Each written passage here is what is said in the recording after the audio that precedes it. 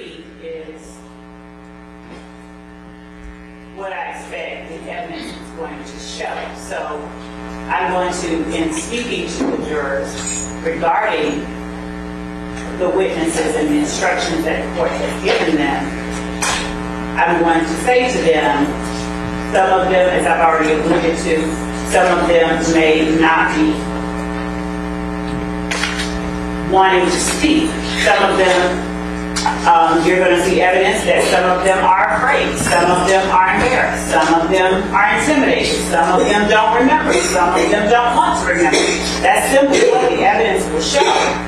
And Your Honor, what I'm asking that the jury does in listening to and considering the testimony of any such witnesses is as the court has already instructed, which is just to use your common sense because you alone decide who you believe. We're asking you to listen carefully, take notes, and pay attention. So there's nothing in that slide 53 that is in any way infringing on or entering into. All right, we're going to take a very quick break, but tune right back in because we'll have more, and we have a special reporter for you on the Young Thug case. We'll be right back.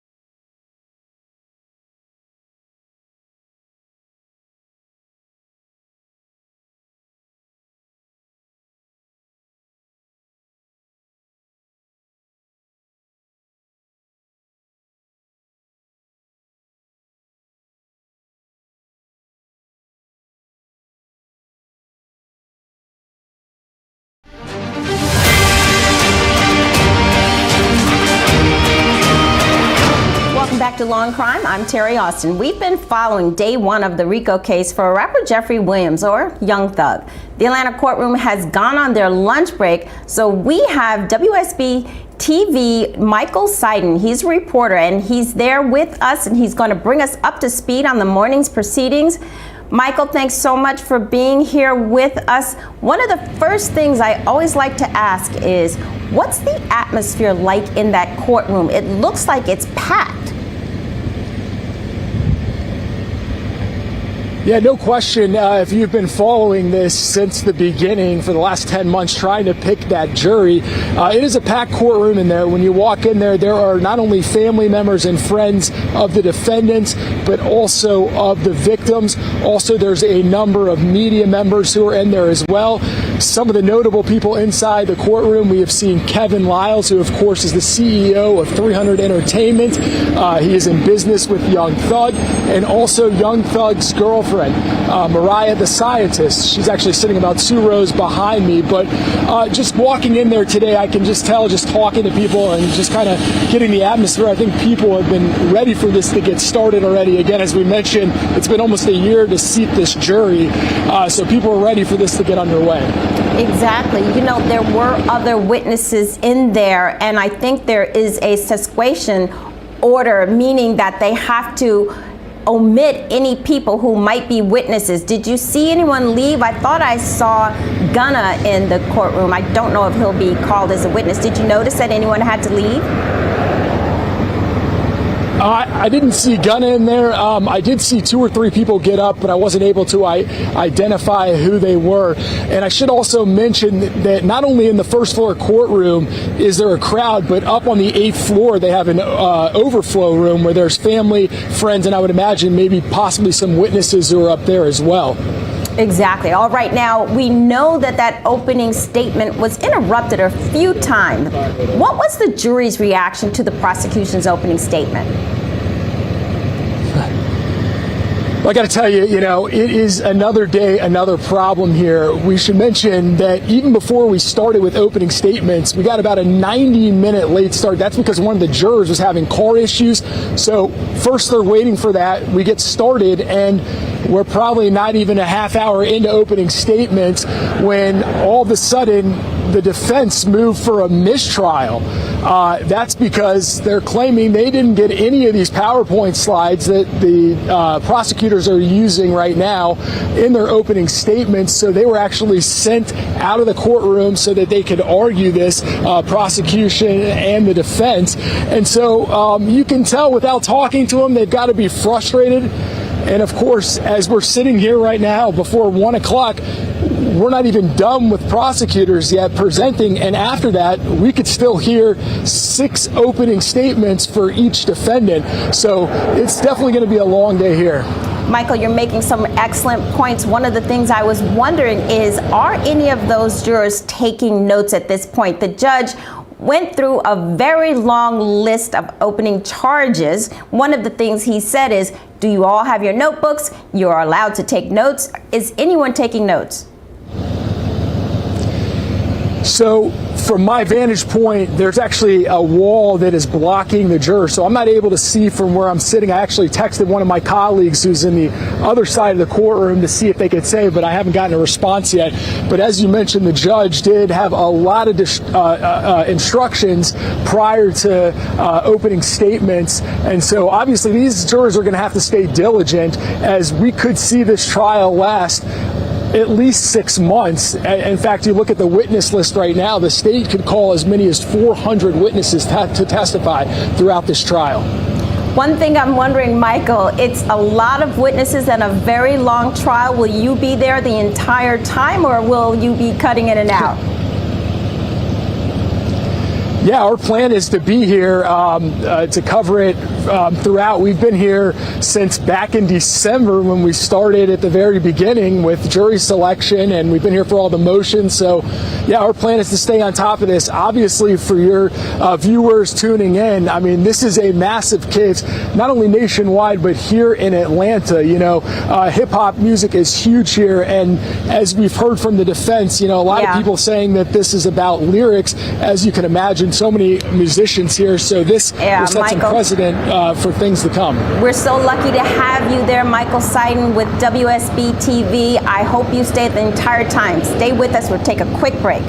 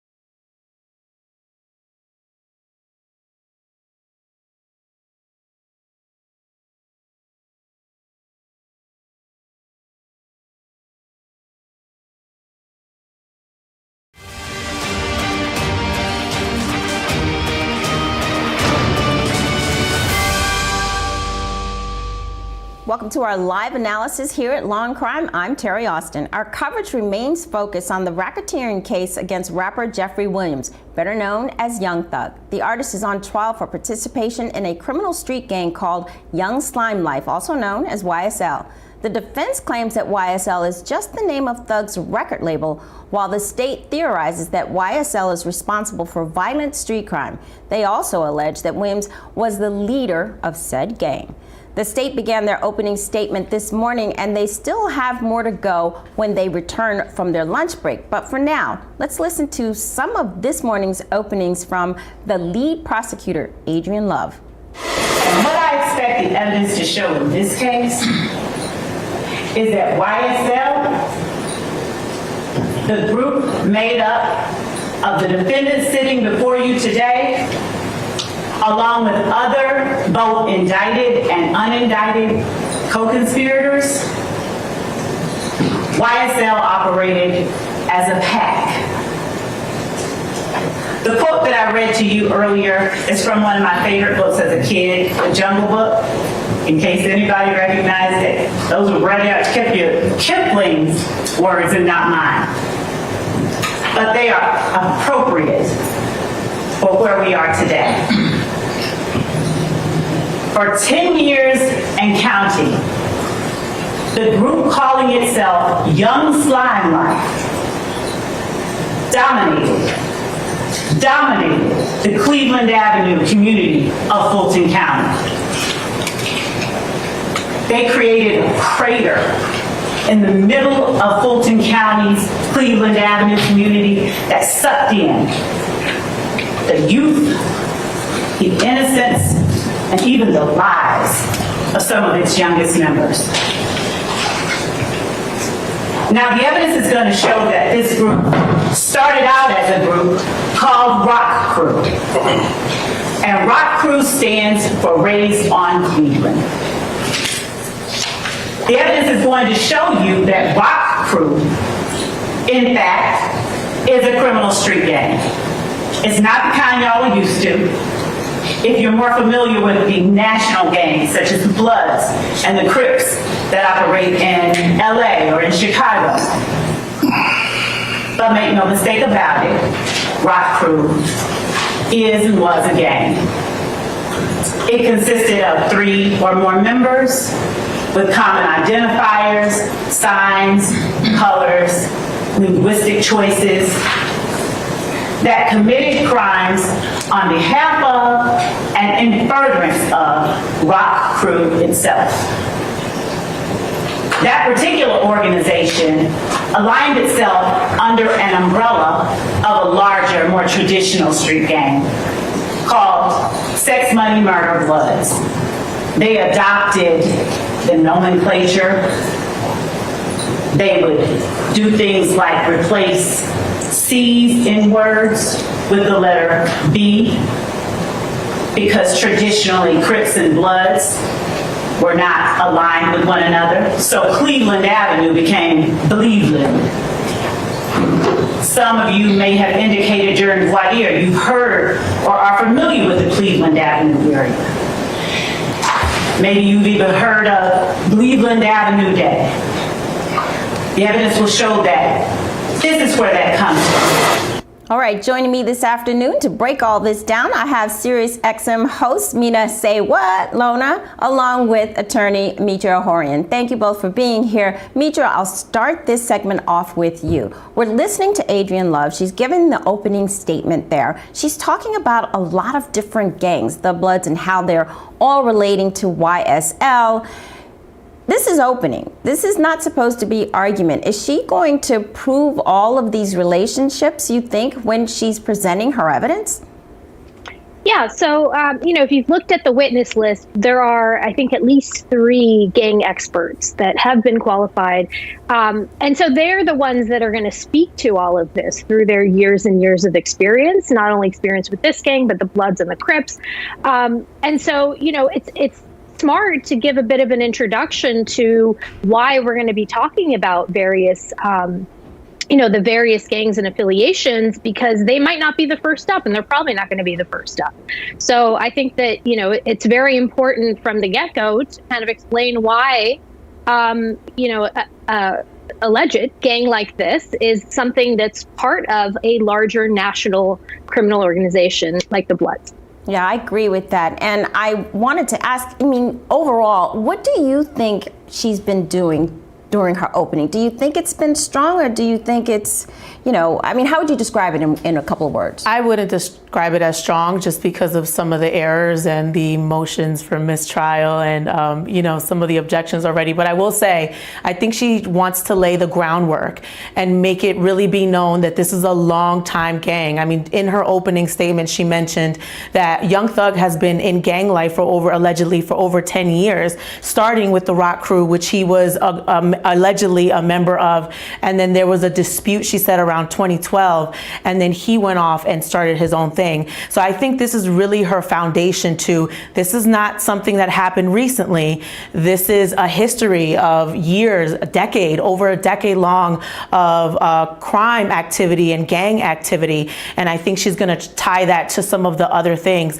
I will say, though, because we're dealing with some people who have committed crimes, that's really going to be the burden. How do you prove that they operated as a group, as a crime, instead of individuals acting on their own? A lot of the people that are on the stand are already convicted felons. Yeah. I mean, more than half. So you're going to have to prove that they're not just acting on their own, but they're part of this organization, and that somehow Young Thug is the leader and handing down commands. That's right, Mina. That's a lot of points that she's going to have to prove there. Listen, before we continue our conversation, let's listen to some of what Adrian Love had to say about the specific crimes YSL is accused of committing.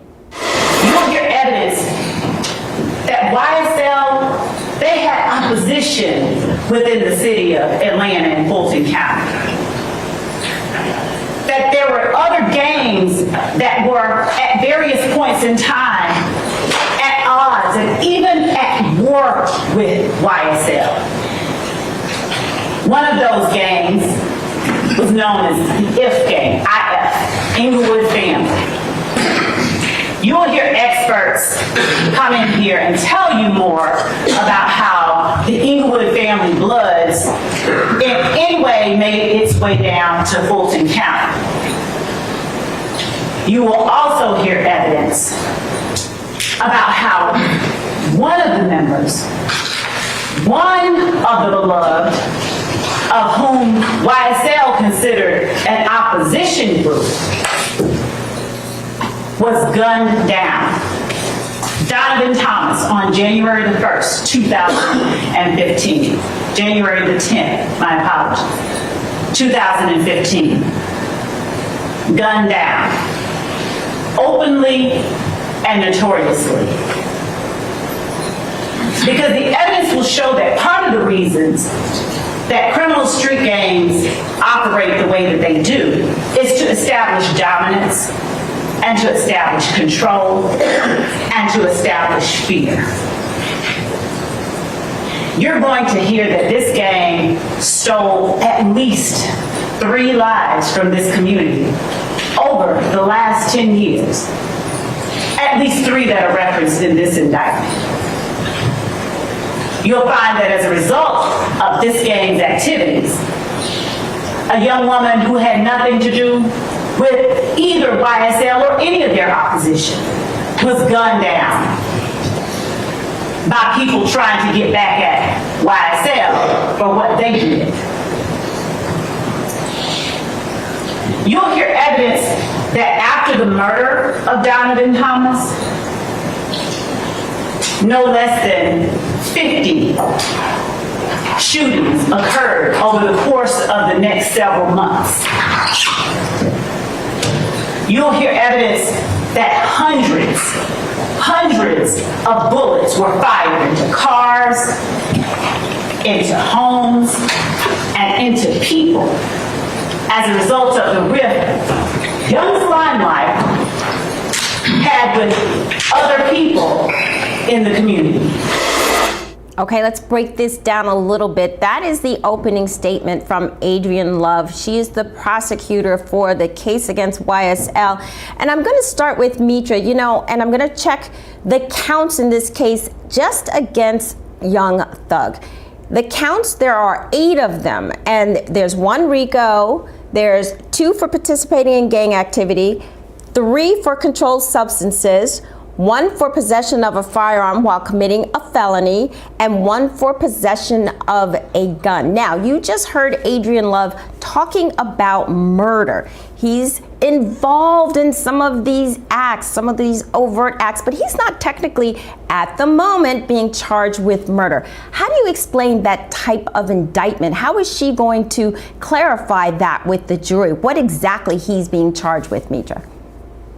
Yeah, I think one thing to remember and why, he's really at the forefront among all of these defendants is he is allegedly the leader. He is one of the co-founders. So if we're talking about RICO charges and we're talking about gang charges, it's more important that he, led others to these activities. Of course, we need to include some other criminal charges, such as murder. These are important charges.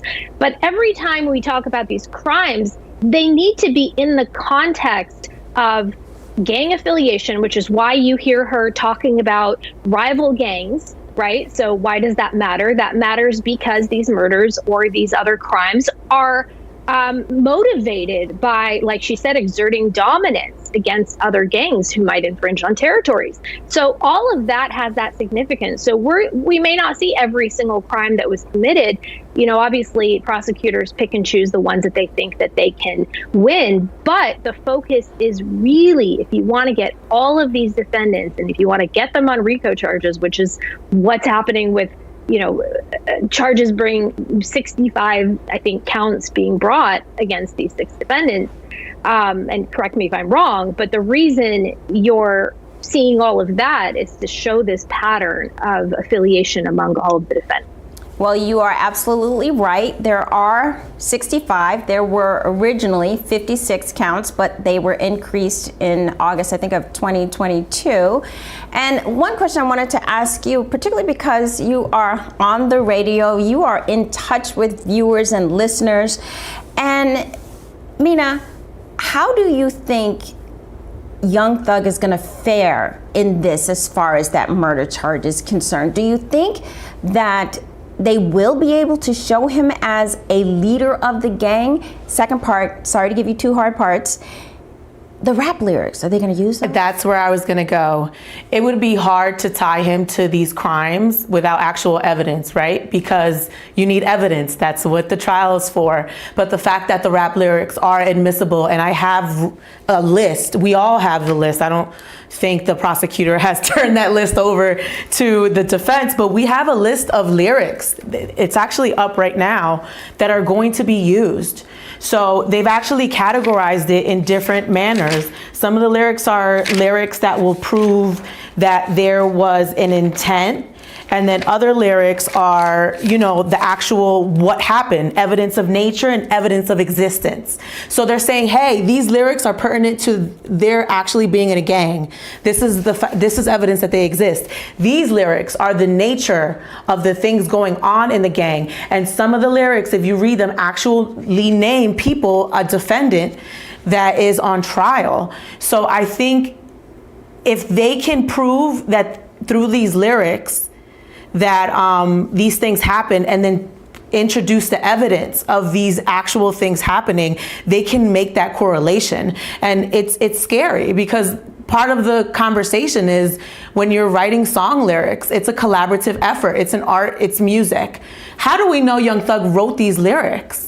Especially when you look at some of the writers, the list of writers on certain songs, sometimes it's not just solely that writer, so how do you prove that Young Thug and these other co-defendants actually are responsible for writing and creating these lyrics? And then how do you tie them to the actual crimes? And that's the scary part, the fact that it may be able to be done depending on what evidence that they have. Rena, you sound like a lawyer, because that's one of the things Judge Glanville said. He said, I am allowing these lyrics to come into the trial, but you have to do 2 things. You have to lay the foundation and you have to show the relevance. So we'll see if in fact all of the lyrics do come in. Right now we're going to take a quick break, but stay with us because we'll have more for you on the case against Young Thug. Stay right here.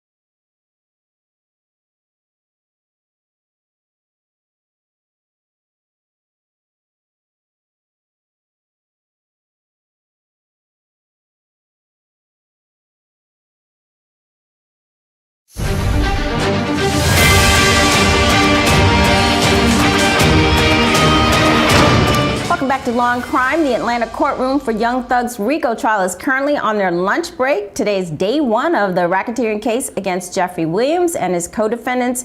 Williams is accused of participating in a criminal street gang. There was already lots going on this morning, from opening statements to a motion for a mistrial. Let's continue with the state's opening statements for now. The evidence will show that YSL did not adhere and does not adhere to all of the customs of a traditional street gang. And the fact that YSL does not mirror all the customs of a criminal street gang, the evidence will show makes it no less a criminal street gang. The defendants on trial here today have, through their actions, displayed not only their allegiance, their alliance with one another and with the gang itself. Through their actions, they have displayed an unspoken agreement to participate in that gang through a pattern of illegal activities.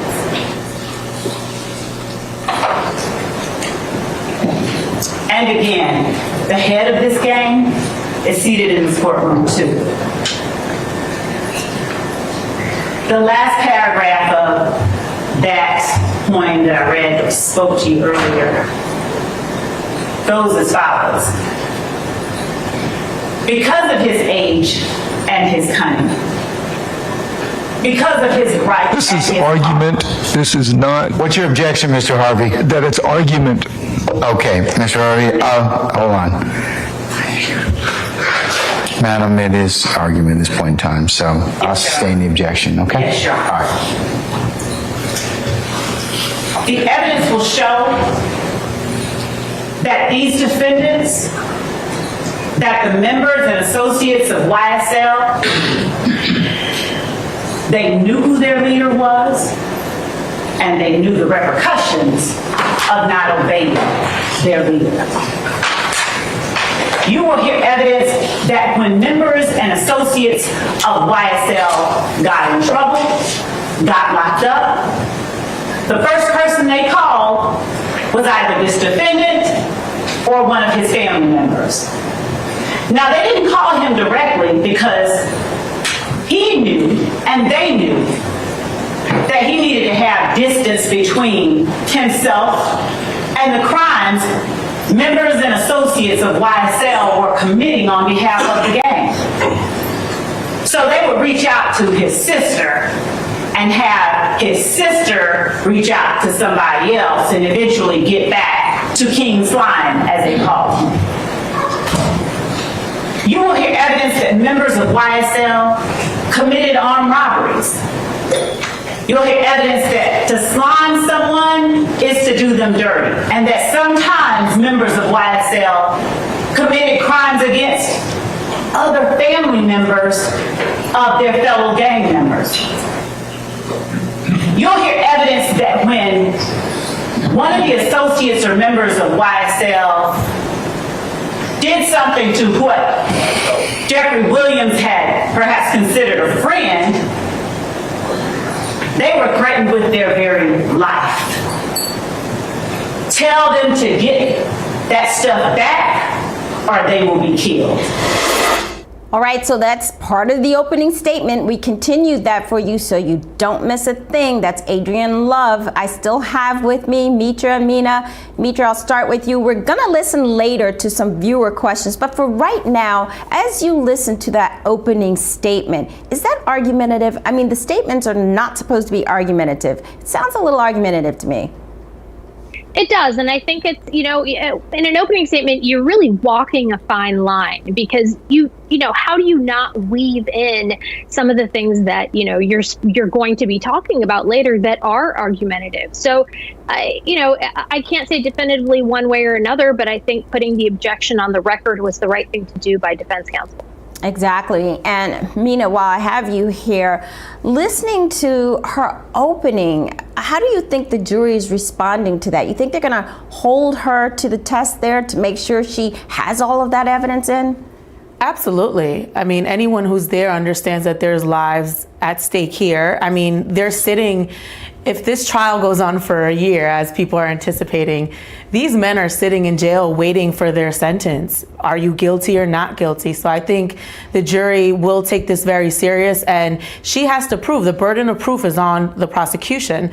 They have to prove all these things. They have to prove that this is a gang, that they committed these crimes, and that these crimes were commissioned by the gang leaders. So it's really interesting. It's going to be interesting to see how the plea deals come into effect, because we do have Gunna, who was a very prominent member of YSL, which Young Thug alleges is actually a label. How is Gunna's plea deal going to come into play? And the 9 other people that, pled guilty, including his own brother. So that's really I'm interested to see in how that's going to play out, and when that's even going to come into the fold. Because right now we haven't even gotten past the evidence that we're sitting there waiting to see, because the PowerPoint apparently has errors in it and is not ready to go. So we'll see how this plays out, but it will be long, and there's a lot of moving factors. And it will be long, especially if each of those defendants has an attorney who is representing them and making objections. I think it's going to be a very long trial indeed. Let's take a quick break. When we come back, we'll have more for you on the case against Young Thug in Atlanta, Georgia.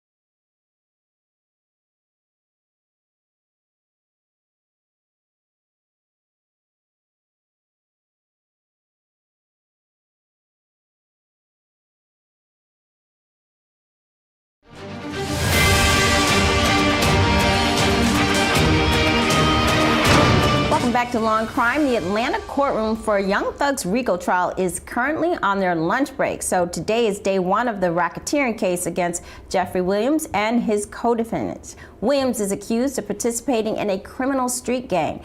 There was already lots going on this morning, from opening statements to motions for a mistrial. Now we're going to continue with the state's opening statements. Let's listen in. So what are they accused of, and what are you here for today? The judge read the 4-hour-long indictment to you 12 months ago. He didn't read it to you again today, but he generally gave you what each defendant is being charged with and what the state has the burden of proving beyond a reasonable doubt as it relates to each defendant. But just to broadly touch on those, the crimes that the state is proving to you over the next several weeks include conspiracy to violate the Racketeer Influence and Corrupt Organizations Act. That is an absolute mouthful. So we'll just say RICO. There's no substantive allegation of RICO violations here. And by that I mean there's a difference. Here the state is alleging that these defendants, they had an agreement, unspoken, but no less an agreement, to obtain property, things of value, cell phones, cars, stolen guns, through a pattern of illegal activity. The evidence will show that it's sort of like if two people said, okay, you know what, we're going to go toilet paper our dean of admissions house. And they sat there thinking and talking about it, and someone overheard them and reported them to the police. And the police came and said, okay, I'm going to arrest you all for conspiracy, for planning to go and do this. The evidence will show that it's not enough that they were planning to do it. Somebody has to do at least one thing in order for those two people to be found guilty of conspiracy. So say one of you goes and says, let me go get the toilet paper now. Then y'all are in trouble. That's what we have here, and that's what the evidence is going to show. There was an agreement among the members of YSL to obtain property and things of value through a pattern of illegal activity. And it is their actions over the course of the last 10 years. It did not stop, by the way, in 2015. It didn't stop at all. It continued up through and even into 2023, after this case was indicted, as the evidence will show. All right, so I have now with me a number of people to break this all down for us. We have with us, obviously, in studio, we have Mina Lona, we have Mitra Horian, and we also now have with us Jeffrey Simon. He's a trial attorney. Jeffrey, I know you just came to the party, but my first question is to you. She's talking about these RICO charges and overt acts and what the claims are. Can you explain to our viewers a little bit what RICO entails? Sure. It is a crime to be part of a criminal enterprise.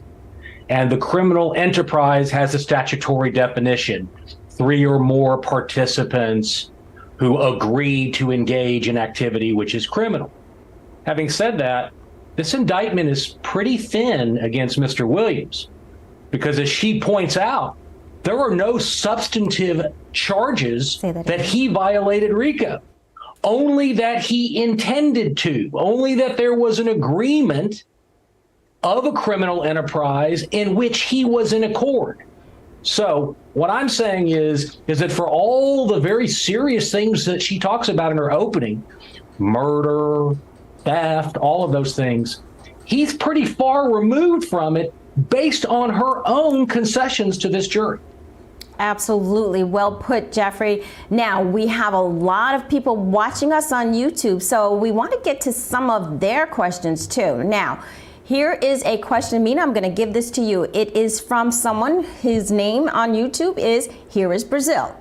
And he wants to know, or she, how long the trial is going to last. What are we expecting, and what did the court actually say as far as that's concerned? So it's funny, that's what we've been speculating this whole morning, just given the circumstances of events where we can't even get through opening statement. We can't even get to the evidence part of it because of, objections and motion for mistrial. But initially, I believe they said 2 to 3 months. And now we're saying a year because they have so many potential witnesses. They narrowed it down from over 700 to like over 400. They have multiple co-defendants. As we spoke about earlier, there's so many lawyers. So it's like one objects, the other one objects, my client this, my client that. This is gonna take forever. A year? That's adding on to the year that we've already been waiting. I mean, over 10 months for jury selection and then all the shenanigans happening in the pretrial. This is going to be a very long trial. And I think we should, are we going to place wagers on how long this is going to go? Because no one knows at this point. No one knows at this point. And as we discussed earlier, there are defendants who are sitting in jail waiting for this trial to begin and to end and to have some sort of resolution. Right. And obviously the victims in the crimes as well. Yeah. All right, we're going to take a quick break, but when we come back, we'll have more for you here on Law&Crime. Don't go anywhere.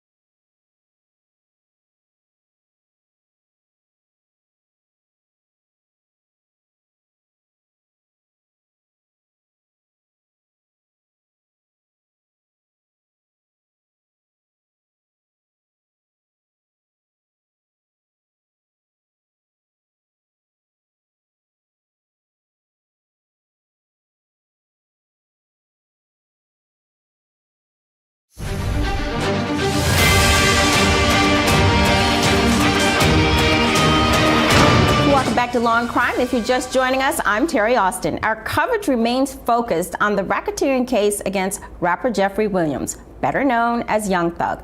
The artist is on trial for participation in a criminal street gang called Young Slime Life, also known as YSL. The defense claims that YSL is just the name of Thug's record label, while the state theorizes that YSL is responsible for violent street crime, and they also allege that Williams was the leader of that gang. Now, while we wait for the trial to resume from their lunch break, we're taking viewer questions, so let's keep them rolling. And I have with me Mitra Ahorian and I have Jeffrey Simon, both attorneys. Mitra, I'm going to start with you and the question that our viewer has, and this is from YouTube, and this YouTube name is Elliot Miller. Now, they ask, how many defendants are there altogether in the trial? Mitra, I know you have this countdown. How many did we start with? How many were pled out? How many were severed? And now how many are here in this trial? Well, first I got to say this is such a good question because so much has happened. 28 people were originally indicted. Day one of jury selection, which was back in January, that number was 21. We are now left with 6. Why is that? 9 people took plea deals and 12 were severed from the case, meaning there were various reasons why it did not make sense to try them together. So their cases have been separated and we're going to have different trials for each of those 12. So right now we got 6, and apparently one defendant still has not been arrested. He's on the run. So we're left with these 6 in this trial. Interesting. Thanks for breaking that down for us. We have more viewer questions. Jeffrey, I'm going to ask you a question here. Backstreet Step from YouTube is asking, is this still pretrial? And I understand the confusion. We've had jury selection for 10 months now. So let's explain to our viewer what exactly is going on right here. Sure. So no, we're in the trial. Trial really officially begins when jury selection begins. There's a motion practice that probably runs parallel in a case this long. Jury selection took 10 months. But once that jury is in panel, then there's no doubt that the trial has started, and opening statements began this morning. The state began their opening, but they ran into some trouble having used some slides visually with the jury that the defense lawyers convinced the judge shouldn't have been used. So we're in the trial, but we're still arguing like it's a pretrial. So it's a good question. It's a great question. All right, let me ask you another question, Mitra. And this question comes from someone on YouTube called Real with Robo. And the question is, how do you lay a foundation to admit musical lyrics? And that's especially when they're partially imagination. How do you lay the foundation for that? Yeah, I think, that's sort of the question of the hour, not only in this case, but other cases where rap lyrics have either been excluded or included. The tension here is between the First Amendment, the right to creativity, expressing yourself, whether musically or otherwise. But, in music, there is often a lot of creativity. Some things are based on reality and some things are not. And you also sometimes have multiple songwriters in a given song. So there is a question of, should these lyrics be admitted? And the judge was very clear that there has to be a foundation laid. And in my opinion, what that needs to be is there has to be facts that are, that point to the fact that these things actually happen. You can't admit something just to kind of show a pattern or show that there was, that this is somebody who is criminally inclined. There has to be some facts that really back those specific lyrics as being connected to those facts. Great answer. I have another question from another YouTuber, and it's Alexa Rose. And Jeffrey, I'll ask you this. She's asking whether or not Gunna is going to be called as a witness. We know that the witness list from the state is pages and pages and hundreds of witnesses, and we know the defense is going to call witnesses, and we know Gunna has obviously done a plea deal, and essentially, it's a little unclear. He's stating that he's not going to be a witness in this case. There's no way to know right now. There's no way to know whether he'll be called as a witness, whether or not, if he is, he'll testify to facts or simply take the fifth. I mean, once you've taken a plea, then your criminal exposure, at least for those charges, is covered. But perhaps there will be an immunity offer. Maybe they won't. At this point, we don't know. And I'm not sure the prosecution knows. And the reason I say that is in her opening statement, she basically tried to create a buffer that, some witnesses are going to come on and that may or may not be credible, and we'll just see how it goes. So who knows whether she was conditioning that or something else. It's a very good point. I was wondering the same thing. I know when Gunnar took his plea deal, he made a number of statements, but those statements really can't be used. He'll have to come back into this courtroom, and whether or not he's called, whether or not he comes, whether or not he pleads the fifth is something I think we're all going to have to see what happens there. We have a question from D-Doc from YouTube. What are the chances of a mistrial, Mitra? I would say great, but what do you think? I think this morning was really interesting because I saw some things that, that needed to be put on the record because they could potentially be grounds for a mistrial. Now, I don't know if those enough on their own, or if there's going to be a sort of a pattern, which I can imagine there might be. This is 6 defendants, multiple attorneys, like we've talked about. It's going to be, hard to, as a prosecutor, make sure everything is done perfectly. And she really needs to be careful with that. There's already been some mistakes on PowerPoints as to some of the dates. Defense counsel has pointed that out. That's a big deal. There have been documents, why opening statements were interrupted today. There have been documents that were presented to the jury that the defense did not have copies of. This is all very, very problematic. And if we start to see more of this, then absolutely I can say that there are grounds there to at least bring to at least consider a mistrial. Let me just ask you this, Mitra, as a follow-up. Jay Marielle from YouTube is saying, will the admission of that PowerPoint lead to a mistrial? I think I already know the answer to that. And if you could explain all the various ways you can get a mistrial for our viewers. Well, that's a big question, but I'll address the first one first. I think that they should not be admitted. I think, first of all, the ones that have mistakes, perhaps the judge will allow those mistakes to be fixed. But it'll depend on whether the reason for not submitting them to the defense in advance is a valid reason. And it doesn't sound, her answers do not sound convincing to me. Thinking that, one of the things she suggested is that there are her words put on the PowerPoint, which makes them work product, which, might be incomplete and not finished and not ready to be presented at the time that the information or documents were exchanged. I don't think that that's a valid argument. But in essence, to answer the bigger question of all the various ways a mistrial can happen, basically, the general sense is that if things were done that violated the defendant's due process, the right to a fair trial, then that is something that is fundamental to our Constitution and has to be considered and would be grounds for a mistrial. Right, exactly. And also, if the jury at the end of the day cannot come to a unanimous decision, that could also be a ground for a mistrial. And with all of the evidence here, that's a distinct possibility. Jeffrey, Georgia Guardian from YouTube states, what cases has Steele won in the last 10 years? I know obviously you don't know that, but Brian Steele is the defense attorney for Young Thug, and he has had lots of experience with a number of defendants. And as a matter of fact, they wanted to have him, the state did, removed from the case. That did not occur. But can you tell us anything about Brian Steele and his background, if you know? I do, to some degree. Of course, I don't know the whole catalog of defendants he's represented or the outcomes, but I know some of it. I know that he very successfully represented Mr. Williams' younger brother. That gentleman was convicted of murder, and that Mr. Steele took over the representation and got him out of jail, got the conviction overturned.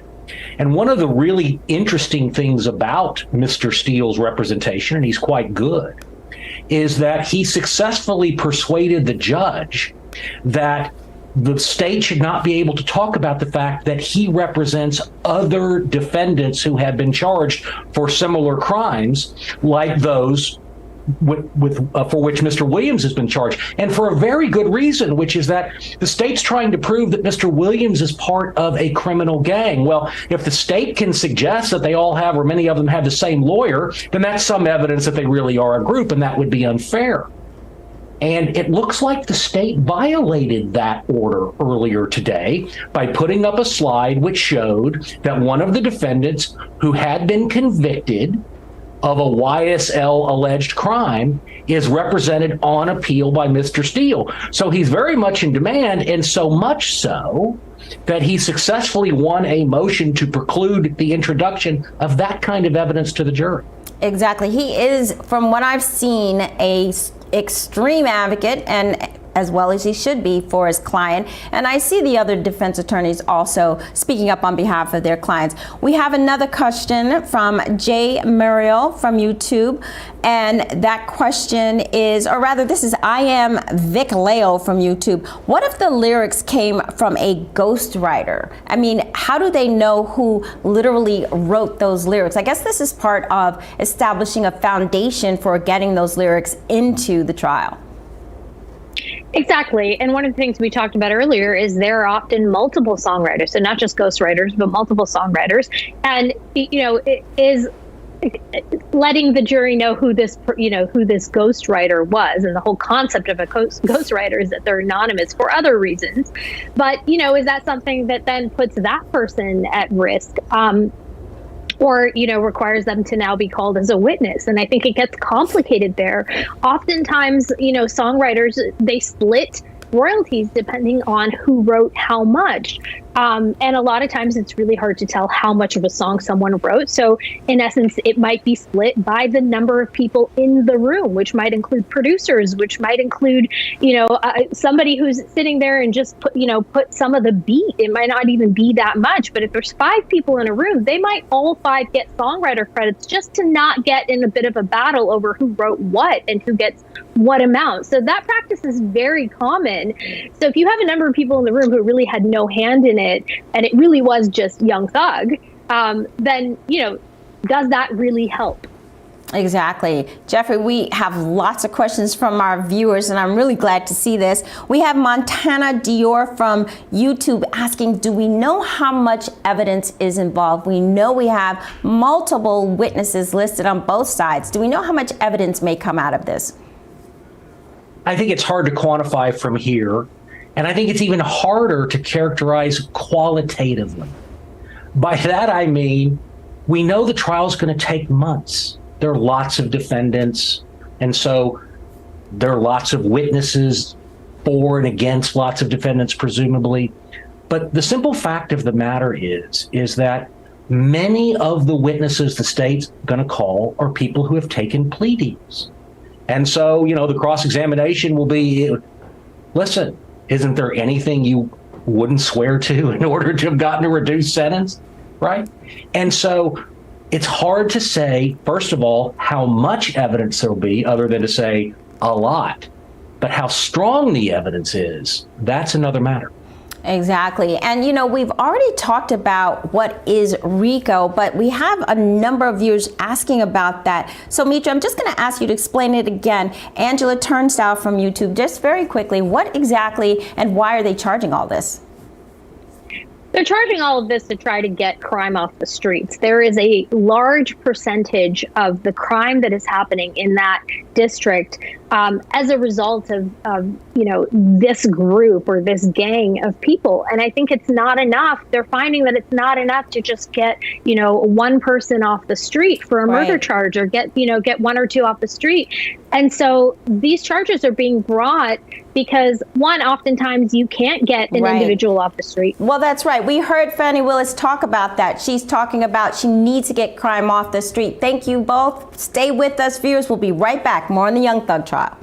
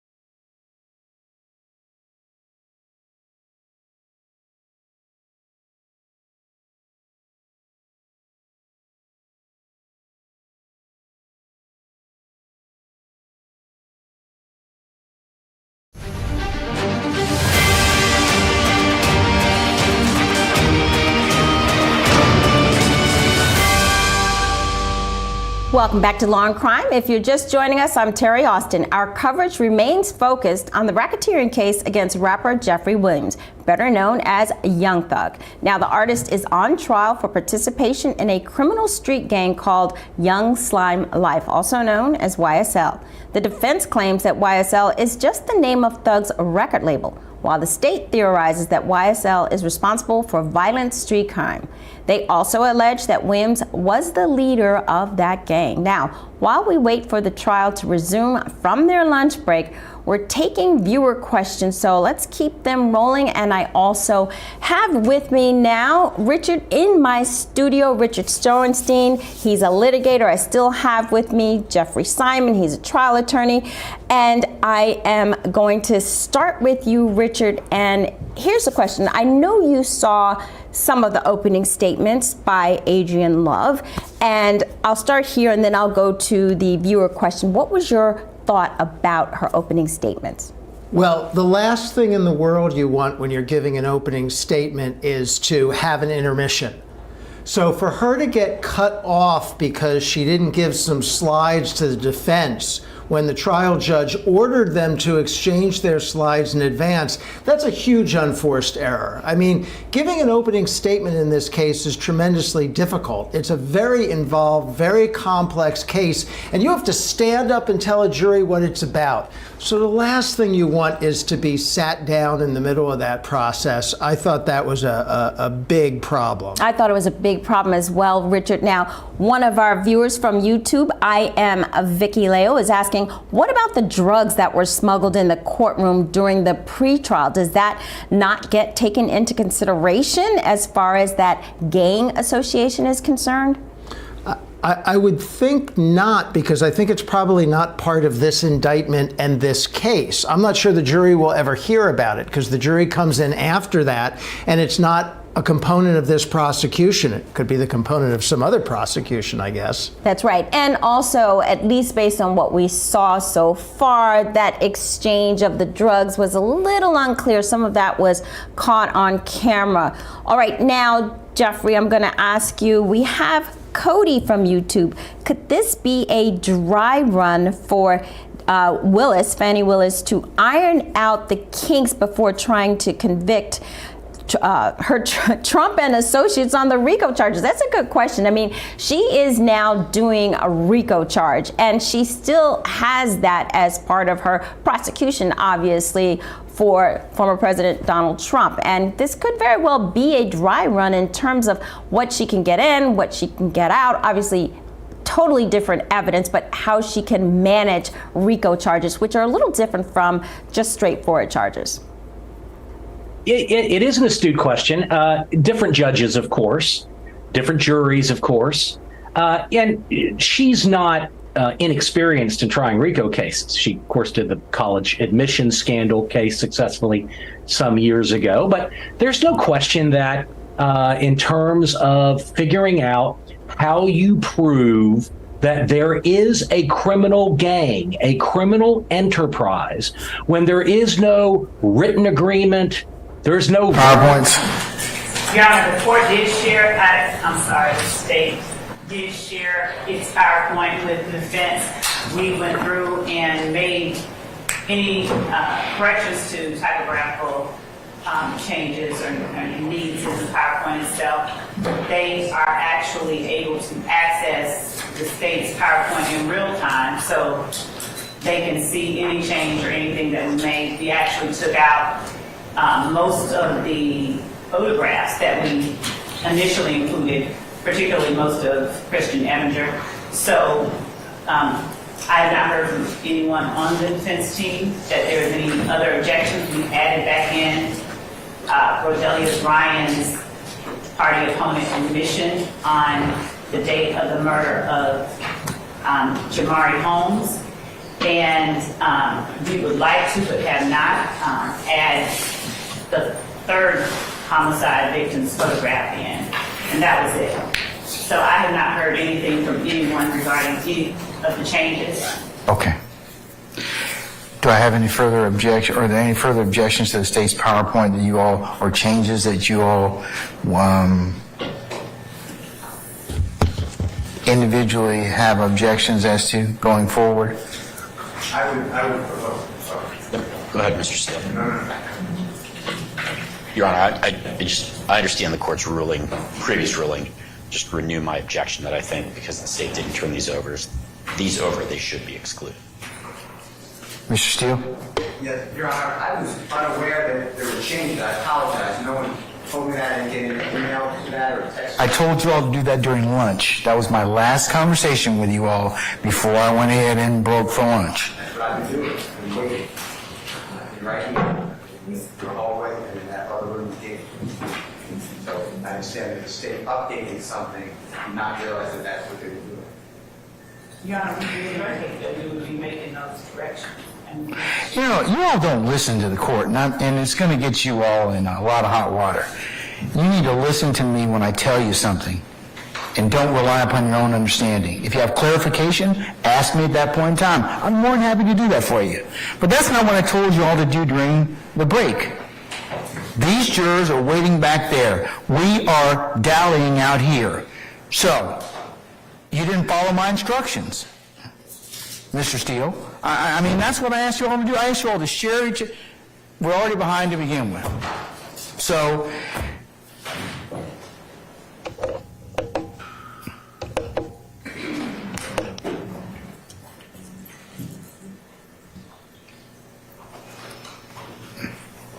any further objections? Yes, Your Honor. I didn't know that they were changing. Yes, Ms. D. Williams. And on slide 10 and 13, they misquoted the Instagram post. Again, they misquoted it? Yes, they did. It says, "I bet YSL make the news tonight." That's not what the Instagram post says. Your Honor, we actually copied the Instagram post into slides 10 and 13. And it does not say tonight. I'm sorry, okay.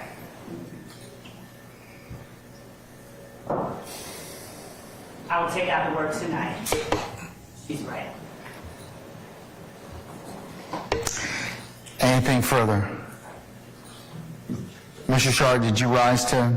Well, I'm just seeking clarification. On behalf of, I think, everyone in this back row, we're seeking clarification. Is the state saying that the same link that they sent earlier before the changes will now show an updated version? In fact, it does. It has on every other person's computer who has this PowerPoint, and at the appropriate time, we would, Mr. Schardt shared his PowerPoint, and we were able to see it, and the state has objections to the argument slide in Mr. Schart's PowerPoint that we would like to address before we're in front of the jury.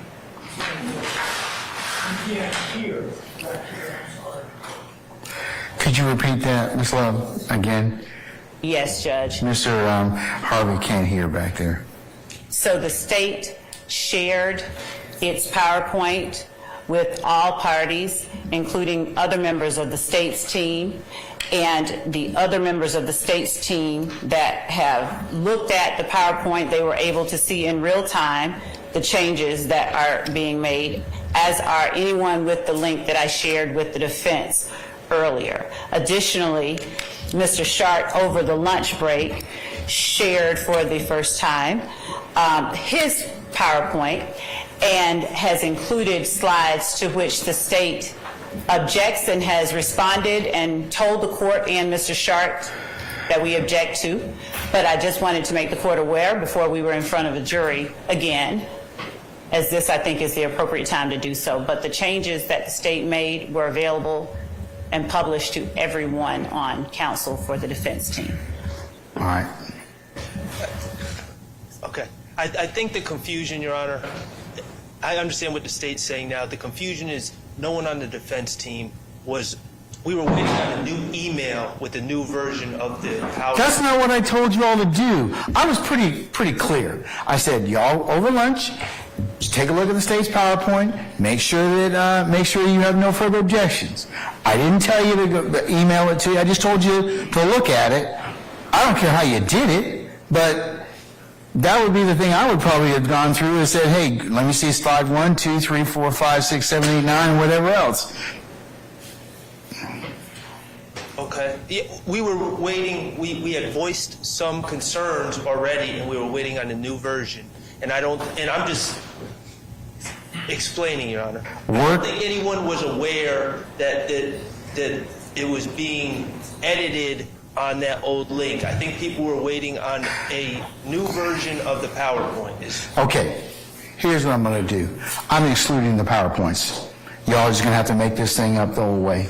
Yeah, just make an opening statement. No PowerPoints. Let's bring our jury in.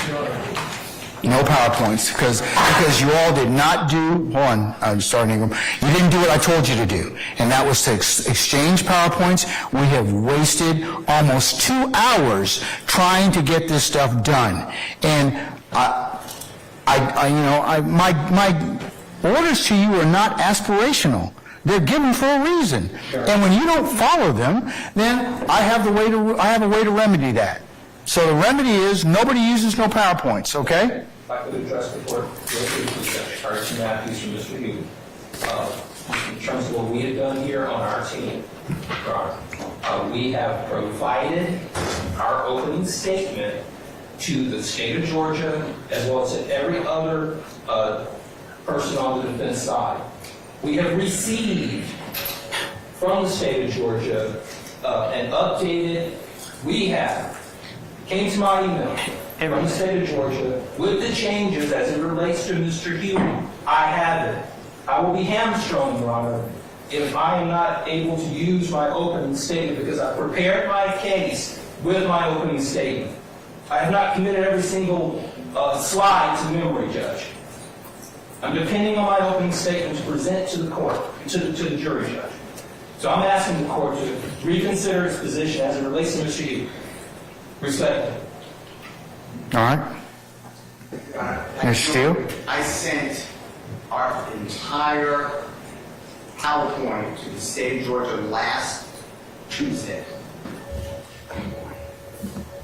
Which the court has already. I do acknowledge that. Now I did everything the court demanded. All right.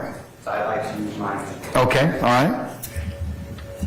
And Your Honor, to be clear, on behalf of Mr. Stillwell, I sent over all the... When did you send it? On Friday, I sent all the photos of the exhibits I plan to use or the demonstratives I plan to use, save for one which I did not have physical custody of, which is a Fulton County jail uniform, which I took a picture of.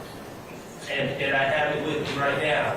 But I did not have that on Friday when I sent that over. I did not have custody of that object. Regarding the PowerPoints, when the state finally handed over their PowerPoint and said that they didn't realize they were supposed to hand over the entire PowerPoint, but the exhibits, which they didn't do that either, by the way. I did. I sent them out of an abundance of caution my entire PowerPoint. So. And Your Honor, I don't object to, generally speaking, the PowerPoints that have been shown. What the state did do was exactly as the court directed during the lunch break, as Mr. Matthews was able to see, we provided to each member of the defense team every change that we made. And respectfully, Your Honor, we would also request that the court allow the state to continue in the path that it has gone. We have complied with the court's directive. No, you didn't, actually. The court's directive was you were supposed to turn this over way beforehand, because then we could have corrected these issues and not spent 2 hours in doing this. I'm deeply disappointed in, because this is exactly what I told you all was going to happen, was that we were going to end up dealing with a lot of objections. And I mean, I don't mind dealing with the objections, but I got to have time to do so. So that's why I told you I had to started having this discussion with you about a week, almost 2 weeks ago. Mr. Steele brought that up, saying, hey, go ahead and turn over your PowerPoints so that we can go ahead and, if the court mentioned, have as smooth as an opening statement as we possibly could. That, obviously, very few people adhered to the court's instructions, and we find my words to you a self-fulfilling prophecy, meaning that we are still dealing with this particular issue, and our jurors are waiting on us. So, Your Honor, we have, as well, as I stated, we provided the photographs we intended to use. when did you provide them? Friday before 5, Your Honor. The language that is in the PowerPoint are the words, our opening, our things. They all have that. Everyone has that. I don't believe that there is a general objection to that. Every objected to portion of the PowerPoint that the state has, Your Honor, has been modified to address those objections. And we just ask the court to allow the parties to proceed as we have been proceeding with respect to presentment of opening statements. Additionally, Your Honor, I am not objecting on the basis of anyone having given the state the PowerPoints today. I'm not objecting as it relates to when anyone gave us the PowerPoints. I only objected to these photographs that were provided to us just a few moments ago on the basis of that they were argumentative. And I want to bring that to the court's attention. If the court decides that they stay in, even though they're argumentative, the state has, you know, we can get past that quite easily. We would just ask that the court allow the parties to proceed as we have. Are you referring to the? I'm in possession of 2 emails with photographs. While marked as the next court exhibit in order. One of them is it has the subject of the state objects to arguments contained in Shannon Stillwell slides below, and I have a couple of. It has like 3 slides. Yes. And I'm marked as the next court exhibit in order. Yes. Mr. Schardt, why don't you believe this is objectionable? It would seem to me it's got pictures of a couple folks here at in our facility, and a picture that's probably more prejudicial than probative, and it has somebody that's purports to be an inmate. So why wouldn't that be? Your Honor? Yes. I don't believe, I'm not seeing the email. I see an email saying the state objects to use of these photographs during opening. It's got your 4 slides, state's key witnesses, Nicholas Robinson, and then Nicholas Robin, a.k.a. Spencer Wright. Those are 3 that I'm looking at. It's not showing that in my email. I'm seeing 2 pictures of jail.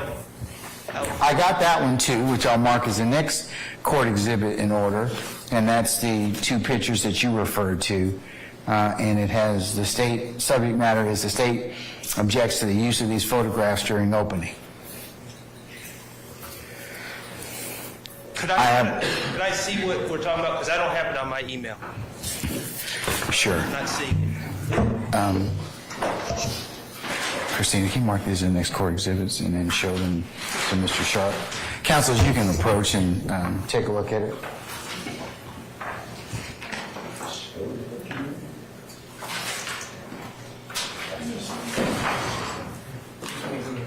And Your Honor, the court is on the right. Hang tight.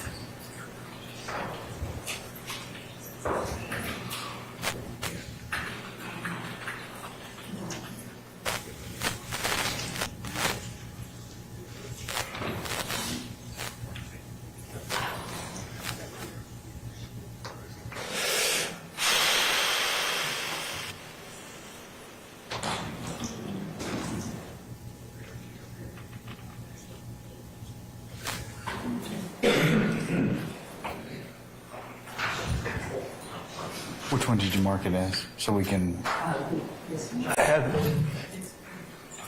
it's marked Exhibit 2. All right, courts 2? Or yes. Next court's exhibit in order, okay. All right. And I wasn't on that email, and that's fine. I just wanted you to, that's why I hadn't received it.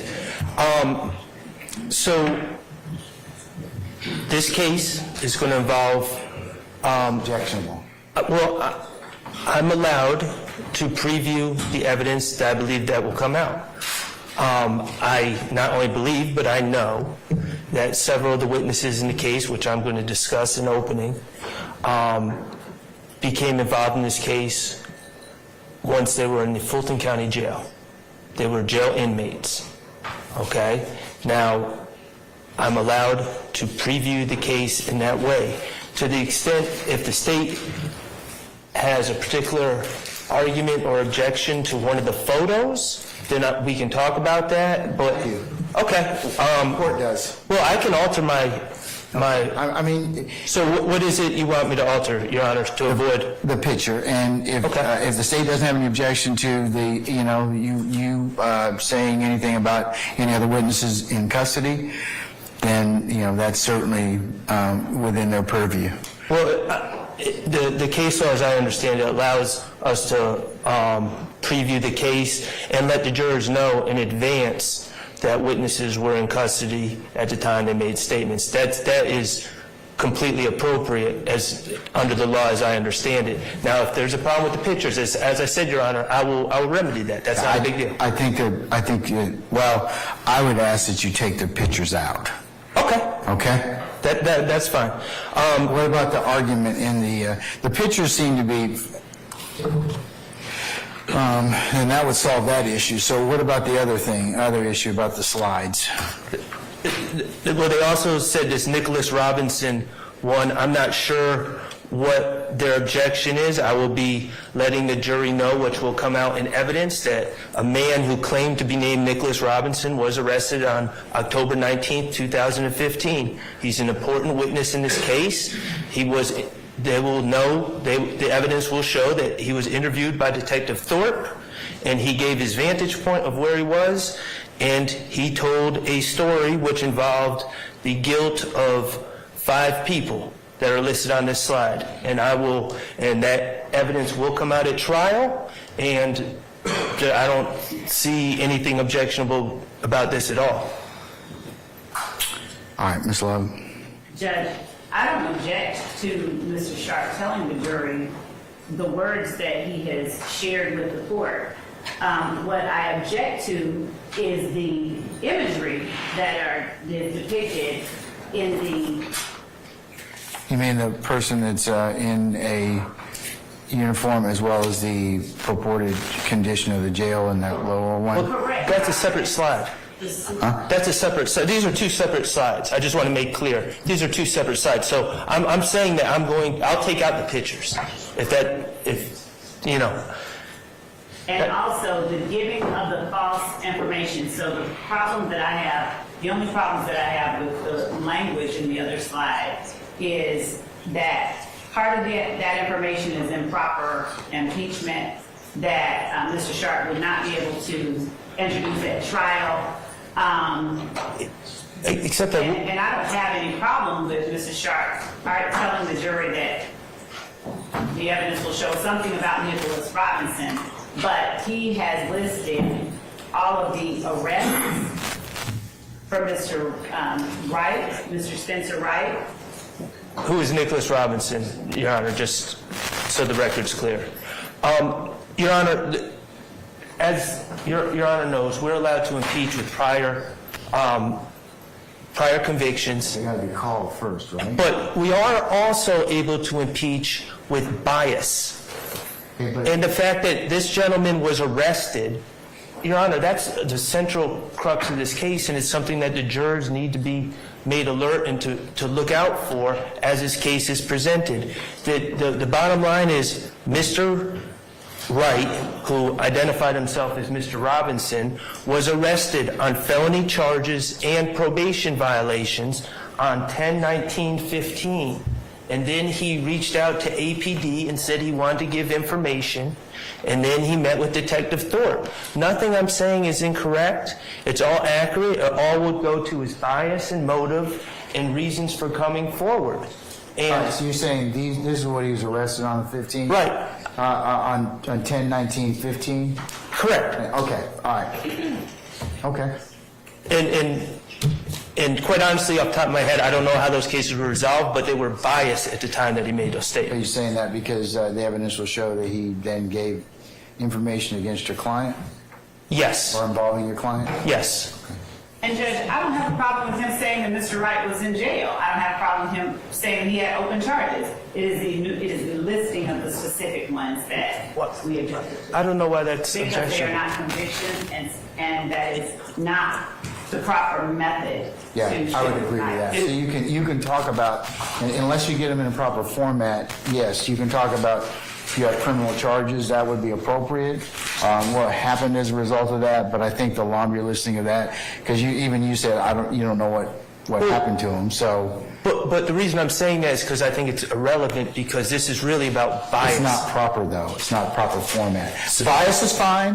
You can talk about the... But he had the bias because he was facing these... Certainly, if someone's arrested for murder... You just can't mention the individual charges themselves unless they're in the proper format. I okay? understand. But my only point would be, Your Honor, certainly if someone was charged for jaywalking, arrested for jaywalking, and someone else was arrested for murder, the bias, the level of bias would be different. So, okay, but what does that have to do with them not being in proper format, though? Because the jury is allowed to understand specifically what bias the person has. Not that they're just in jail, but what they are facing. If you can get it in the proper format, then it can be, and you can tell them about that. Do you know what happened in these particular charges? Well, Is Nicholas Robinson going to testify? At the time that Answer my question. Is Nicholas Robinson going to testify? If the state doesn't call him, I will. Okay, well then, at that point, then it might be appropriate for you to get into that specifics. But unless you're going to package that up, and certainly that's not, you can decide that. You don't have any responsibility to present anything on behalf of your client. But in order for you to delve into it, it has to be in a proper format. I would agree with the state with that. I would sustain that objection. Well, but you can talk about arrests, you can talk about pending charges, you can talk about that, you'll present evidence sufficient to show that he's got an axe to grind, he's got bias. So just for clarification, because I want to get this right, we're saying your instruction is that I can say that he was arrested and he had pending charges, but I just can't say what those charges are. Until and unless they become you get them in the proper format where you have a witness you can lay a foundation for those. Okay? Okay, and the third thing, Your Honor, is I have a Fulton County jumpsuit. This is the same uniform, not actually the same one, but is the same make and model that a number of the state's witnesses were wearing when they inserted themselves into this case. I wish to preview to the jury and say the evidence will show that these individuals were in Fulton County custody wearing this jumpsuit at this shirt at the time that they gave statements. That's previewing the case. There's nothing objectionable about it. I'm not going to put it on. I'm not going to jump around the table. I'm not going to do anything with it. I'm just going to show them and say this is what they're wearing. All right. Madam? Judge, I think that is appropriate for argument, but I think that saying and making certain Mr. Schardt can tell the jury that the evidence will show they were in custody, all that, but that, I would argue, would be more appropriate for a closing argument. And that is argumentative. I believe it is appropriate for a closing argument, but I think it's also appropriate for an opening argument, and I'm allowed to use demonstratives to try to get my point across to the jurors in a way that will stick in their mind, because we all know that they're going to be listening to 15 hours of or 10 hours of opening statements and 6, 9, whatever of testimony in this case. All right, I'm going to sustain that particular objection and also remove ask you to remove that picture of what purports to be I think it's a cell or something like that. So remove yes. Yes. Remove the pictures and lose that for the time being. Sure. For the time okay, and take off the specifics. Take off specifics. Okay. All right. Thank you, Your Honor. All right. Okay, Your Honor. Hold on one second. Oh.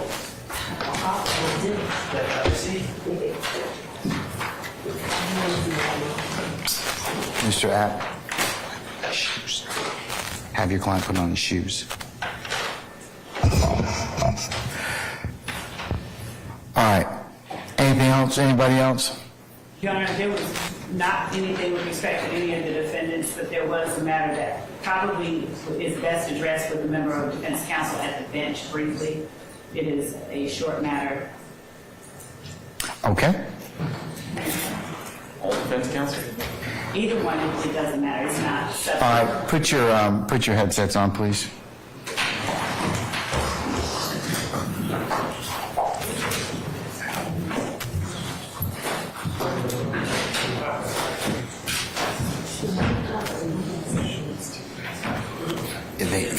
They have to also hold it.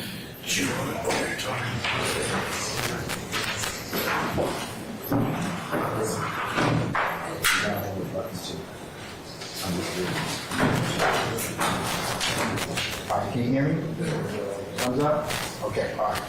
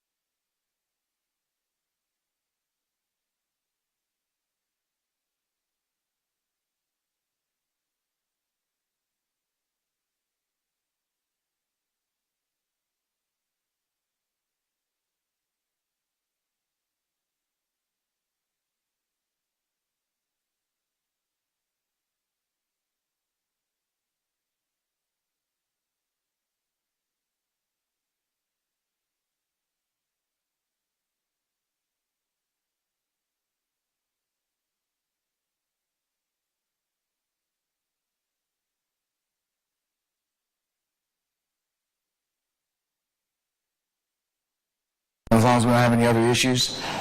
Thank you. Okay. Thank you, Your Honor. And I wanted to make certain no objections to Mr. Trent. Yes, Mr. Steele, what is it?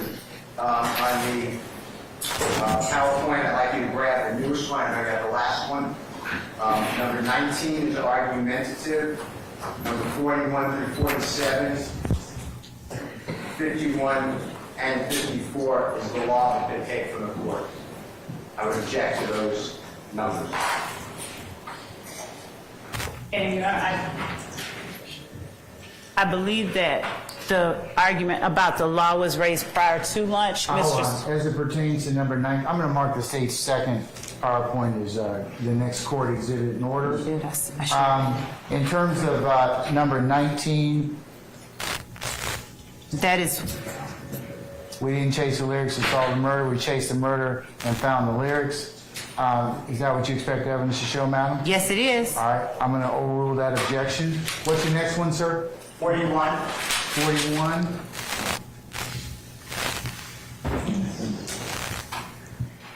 Judge's rules. All right, this is the note-taking that I already gave them. It didn't change it. Ms. Lowe, why are we rehashing this since I've already told them that? Your Honor, why are we putting it Why back? are we rehashing that? I just told them that. I told them what was in 41, as well as 42.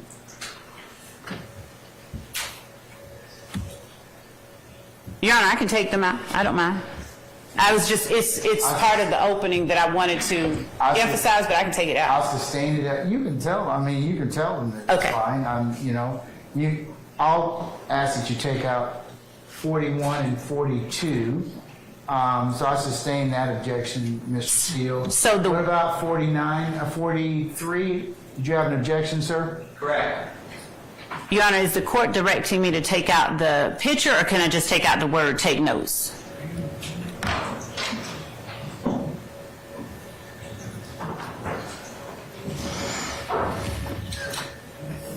Because Oh, no, take notes is fine. Oh, okay. He didn't object to that. Okay. He's objecting to 41 and 42, which I'll sustain the objections to that. And then 43, let me look at it.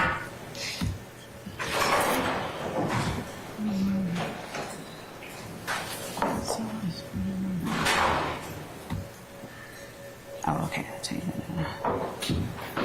Okay, I have not instructed them on how to judge credibility as of yet. So 1 through 7 would not be appropriate at this time. Okay. So. But you can leave in bullets 1 and 2. This 1 and 2. Okay. So is You it? must remember in any way that works for you what they said on Wednesday. That's fine. Okay. And use whatever memory aid you need, just not to remember what you heard, but to remember who said it and how credible you found them to be when they testified, or some words to that. Okay. But the other things, I have not instructed the jury as of yet on how to judge credibility. I didn't give them a preliminary charge on that, so if you could take those out. Okay. 1 through 7, please. Yes, Judge. Does that suffice, Mr. Steele? And as. Or do you still have an objection to 43?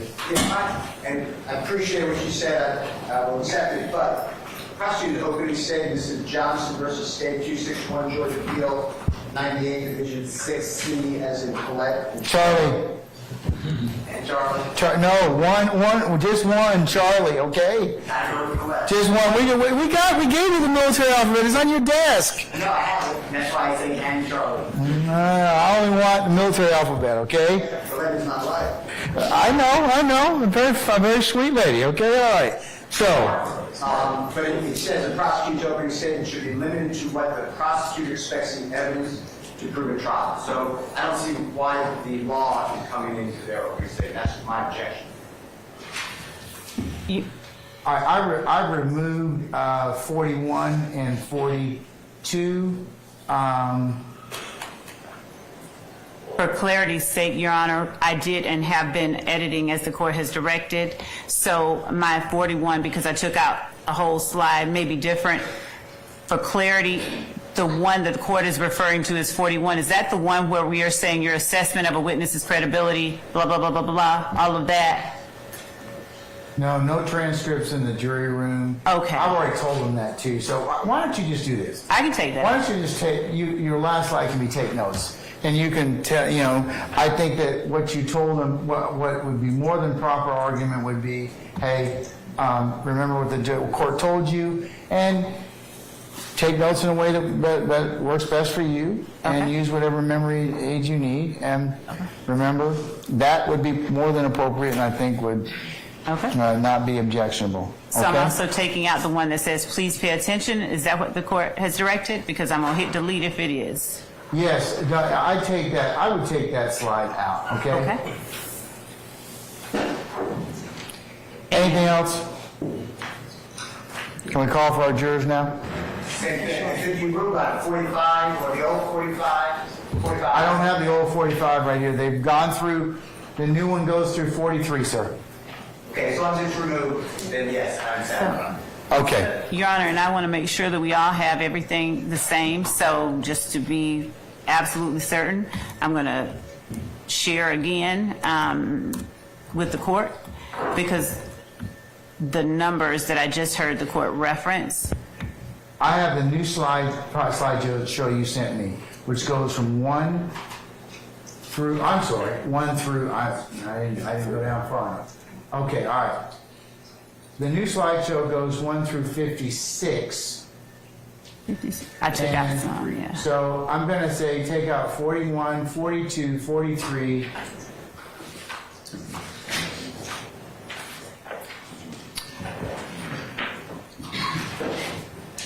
And I'm changing them in real time, so I'm taking them out.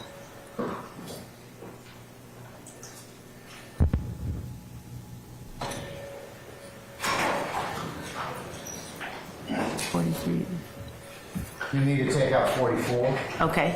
Is that the one that starts with judge's rules? No, please pay attention. You need to take out 41, 42, 43, 44, 45, I will leave in over objection.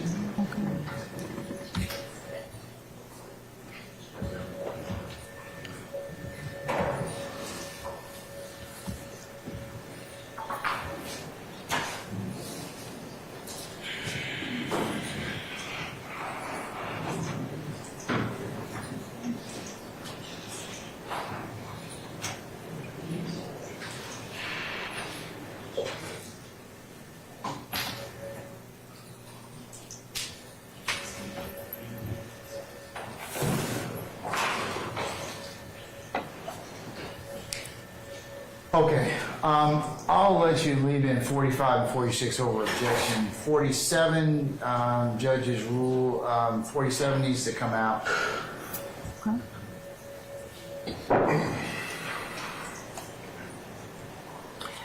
So the one about with the finger pointing, that Finger and the eyes are fine. okay.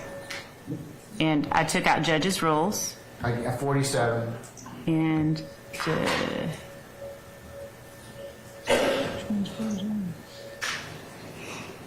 I think I've already taken out 47. 47 is judge's rules again. I took that out. Any further objections, Mr. Steele? Because I am going to leave in 45 and 46, okay? But I'll take out the other ones that you just mentioned. Okay. So, Waiving my mistrial, thank you, sir. say again? I apologize. Without waiving my mistrial, thank you, sir. All right, your motion for mistrial has been denied, and I've noted your objection for the record, sir. And confirming everyone has 1 through 52 with the edits that the court has directed.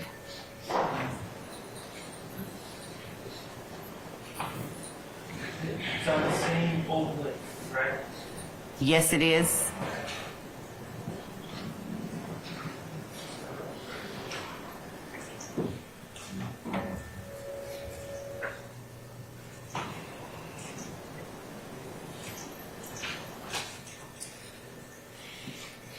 All right.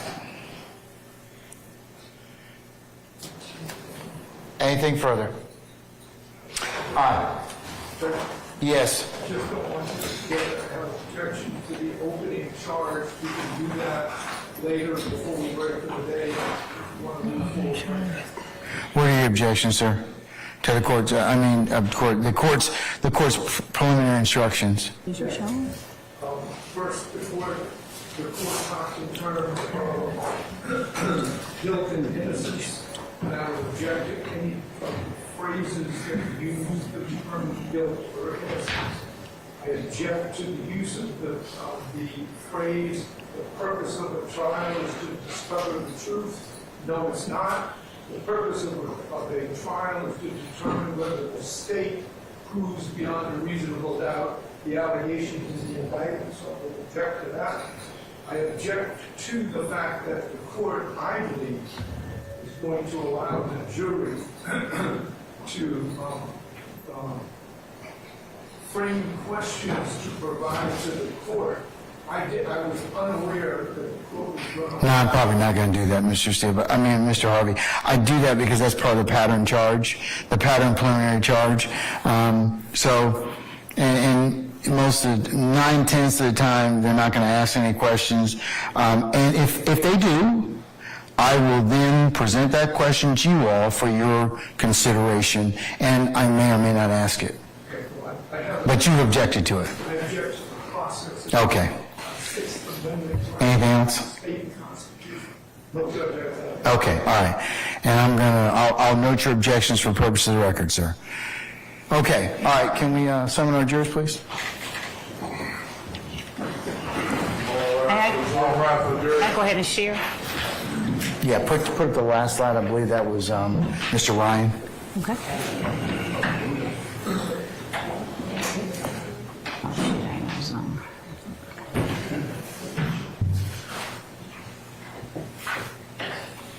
I'm gonna go back to the Zoom.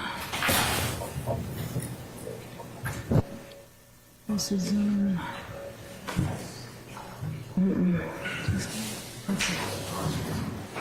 Did you just send it? Yeah. They're right. Has it come? Has it come? Okay.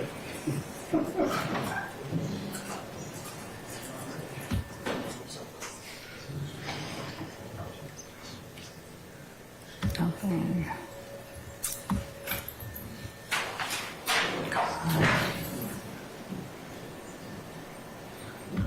Just 1 second.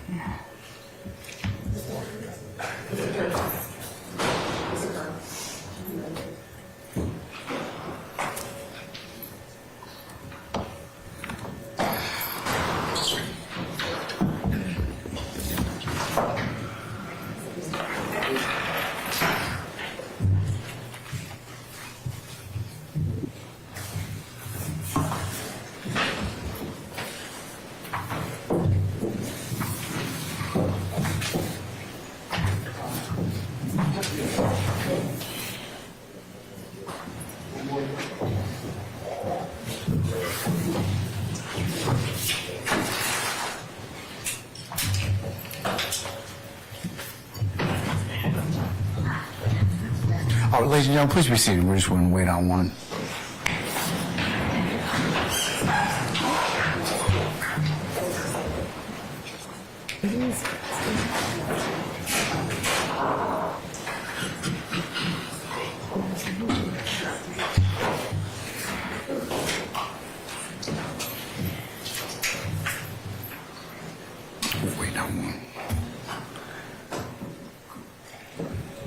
We're waiting on one juror, ladies and gentlemen. Just be made easy. Just a second, please.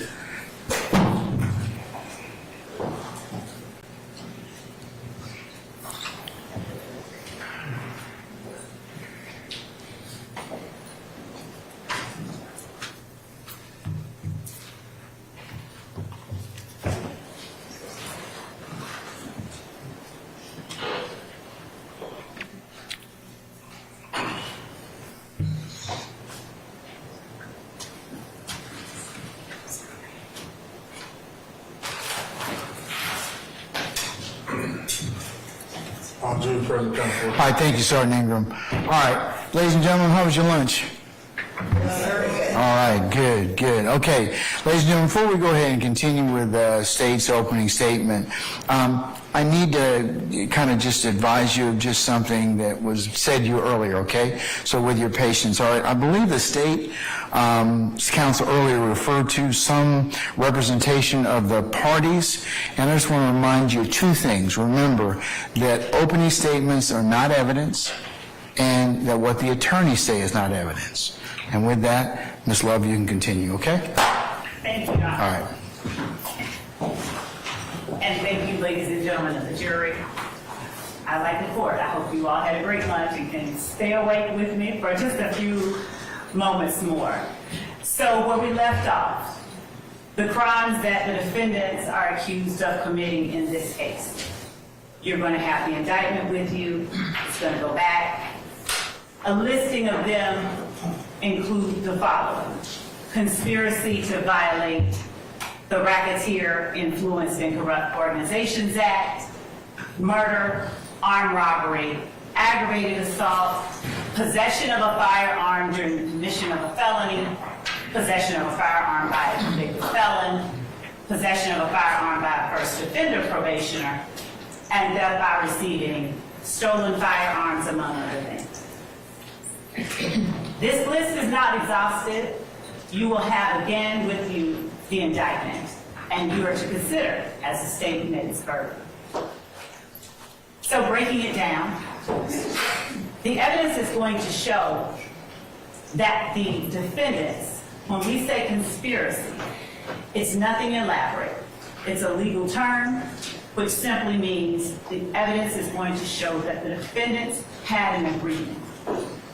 There will not be a written contract presented to you. There will not be a letter signed in blood by any of the defendants.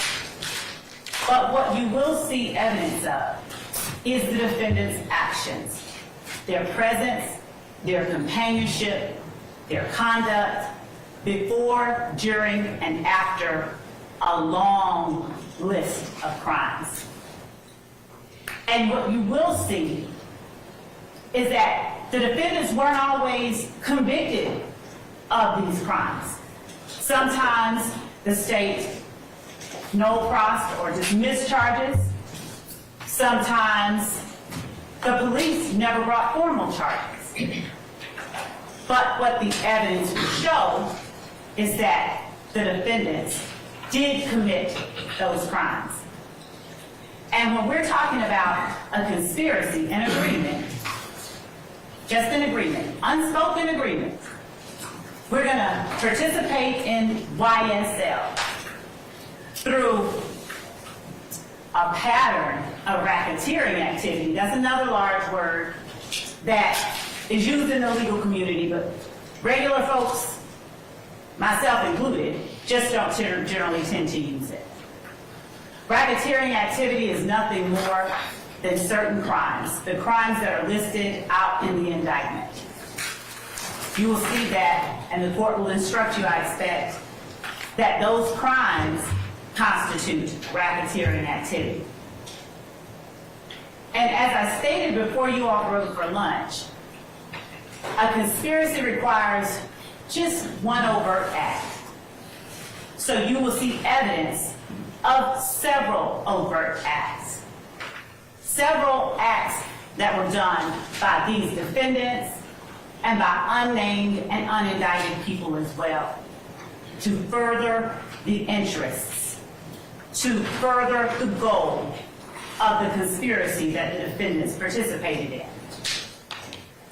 You will see overt acts meant to establish YSL's dominance and control.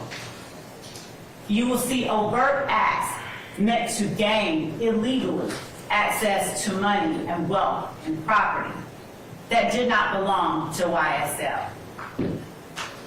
You will see overt acts, steps taken on the part of various individuals to act to protect the group as a whole. Steps that have nothing to do with a recording label. Steps that have nothing to do with an A&R executive. You will see steps that were taken solely for the purpose of illegally gaining goods for and on the behalf of YSL and its members. You will see steps taken by each of the defendants to protect the members of YSL, to establish the dominance and control of YSL. Nothing in what I expect the court will tell you, nothing in the evidence will suggest that any of the defendants had to be convicted of all of the overt acts in order for you to see that they actually had an agreement. The acts don't even have to be crimes, but they are. And that is how the state expects you will know that these defendants, they wanted to participate in this enterprise. They wanted to participate in this organization through these illegal acts. They wanted to obtain ill-gotten goods that they did not have a right to have, through robbery, through stealing, through drug sales, and the like. So we'll start off by looking at the defendants. 6 of them are at the table, and 6 of them are here for you all to decide, has the state proven its case? Rodelius Ryan.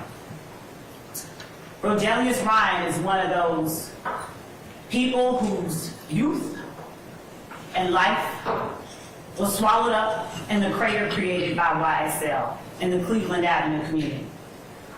The evidence is going to show that in 2019, Rodelius Ryan was 15 years old. And that in February of 2019, Rodelius Ryan used female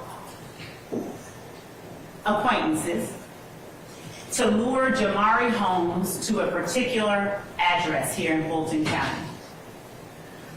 The female acquaintance lured Jamari Holmes to that address, telling Jamari that he would get sex and weed once they got there. Instead, when they got to the address, the female gets out of the car, and the defendant, Rodelius Ryan, and his accomplice, Damone Blaylock, also a YSL member and associate, they then came out to the car with guns. The evidence will show that Rodelius Ryan and Damone Blaylock then fired those guns into the car, where Jamari Holmes, not even 20 years old, was seated, and hit him in the back of the head with a bullet that took his life. Jamari Holmes is another one of those young lives, the evidence will show, that was swallowed up by the crater that YSL created and left in the middle of the Cleveland Avenue community in Fulton County. 12 hours after shooting and killing 19-year-old Jamari Holmes, the evidence will show that Rodelius Ryan didn't say, "I bet I make the news."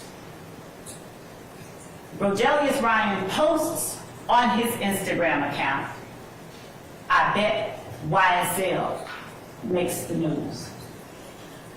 The evidence will show that in posting about YSL as it related to his flagrant, overt act of extreme violence, Rodelius Ryan was agreeing to and attempting to participate in YSL through this illegal activity. He was promoting the gang. He was showing their dominance. He was showing their power, and he was showing their control. Rodney Uten was also in the car with Jamari Holmes. That's another young life. He wasn't taken, he survived. But he was forever changed by the acts of YSL, conducting and committing violence on behalf of the entire organization.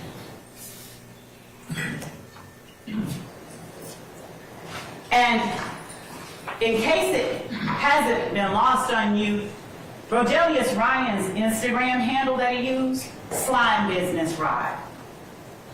Because as the evidence will show, slime is spoken and used to signify doing someone dirt. And Rodelius Ryan is proudly proclaiming his association with YSL as he talks about and as he promotes the gang itself. Rodelius Ryan's accomplice, another YSL member who's not here today, but who is a co-conspirator. What did he post after they killed Jamari Holmes? The evidence will show that Damone Blaylock didn't say friendship over females. He didn't say Blaylock over buddies. He said slime over sluts. Slime over sluts, while posting a YSL gang hand sign with the caption, "Slime over sluts," a green heart emoji, and a green snake emoji, which I expect the evidence will show are the common identifiers associated with YSL. They're the identifiers that they use to announce and project themselves to the rest of the world. And then, on February the 25th, 2019, Rodelius Ryan made another posting where he's flashing cash money on his Instagram page with the caption, "Fuck YFN." YFN being a rival criminal street gang. The evidence will show that none of this None of this was a part of what anybody has to do to be a part of a record label. The evidence will show that these acts were done in furtherance of and to promote the goals of the enterprise, the criminal street gang that is Young Slime Life.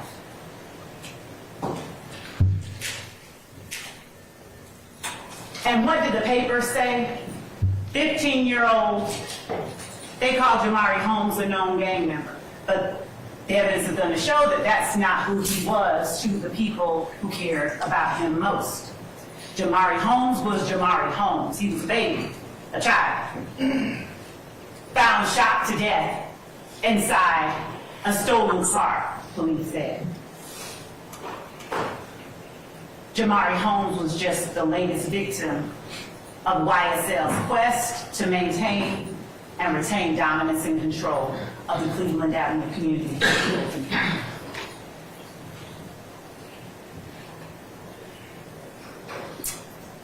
Again, Rodelius Ryan didn't post, "I bet I make the news."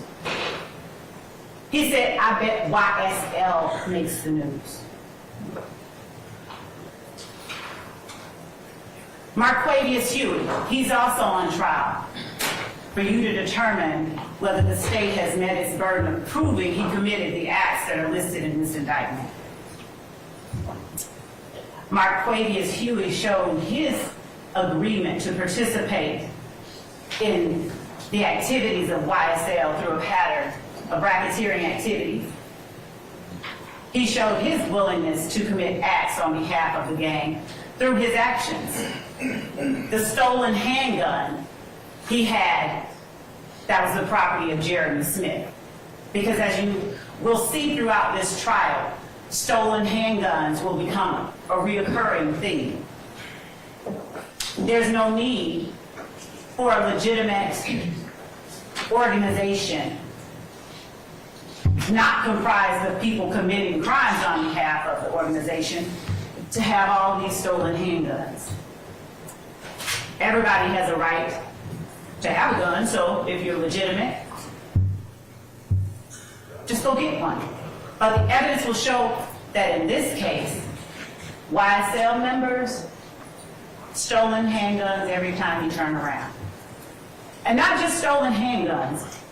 The evidence will show that most recently in May of 2022, where some of these defendants were found at the home of Jeffery Williams, their leader, it wasn't just stolen handguns that YSL dealt with. It was machine guns.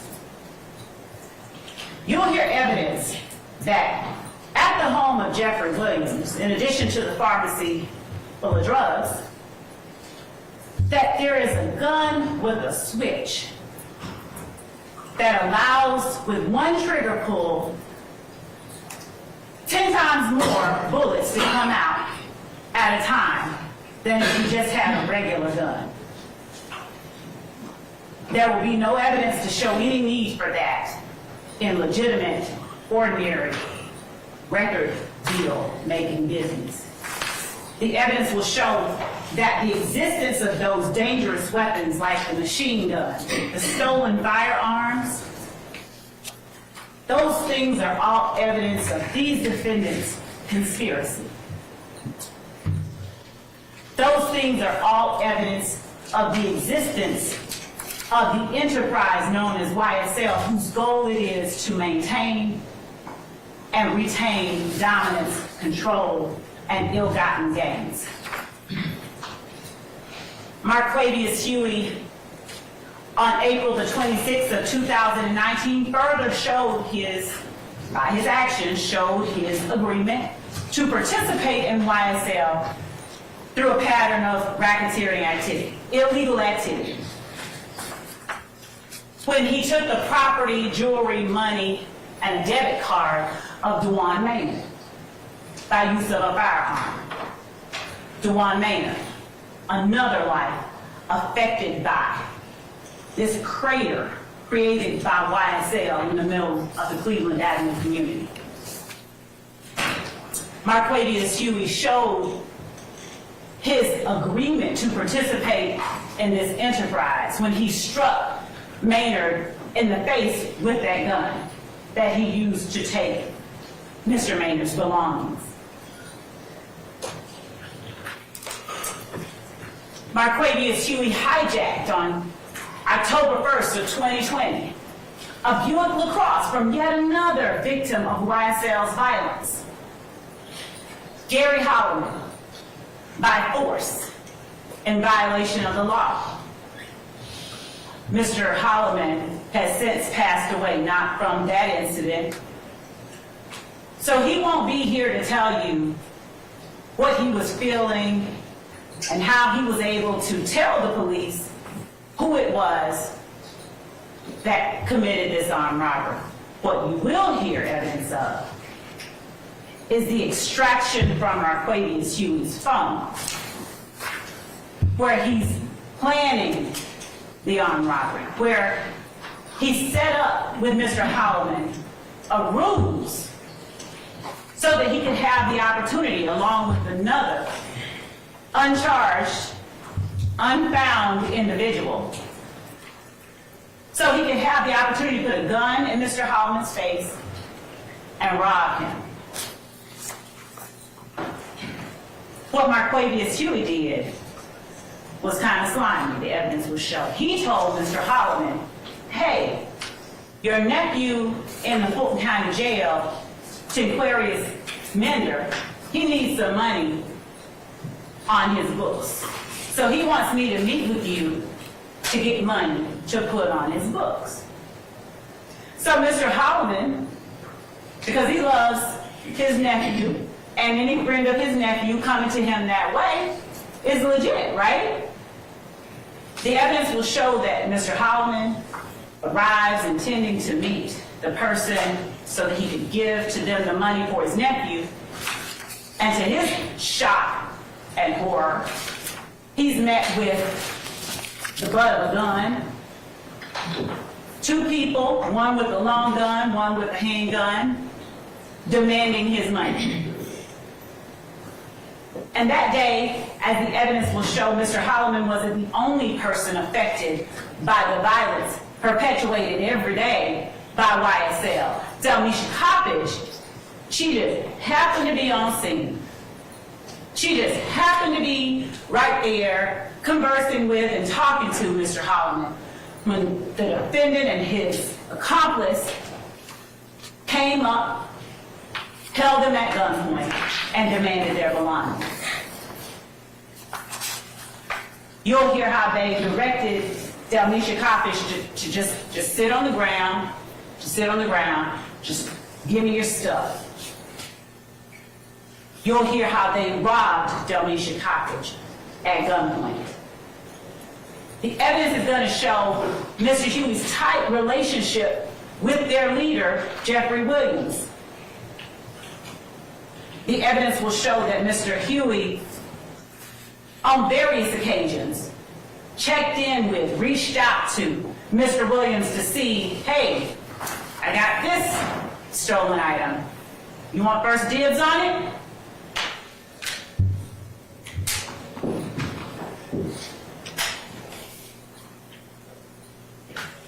Marquavius Huey's actions that betrayed his agreement to participate in the conspiracy didn't stop with Gary Holloman and Delmisha Coppage.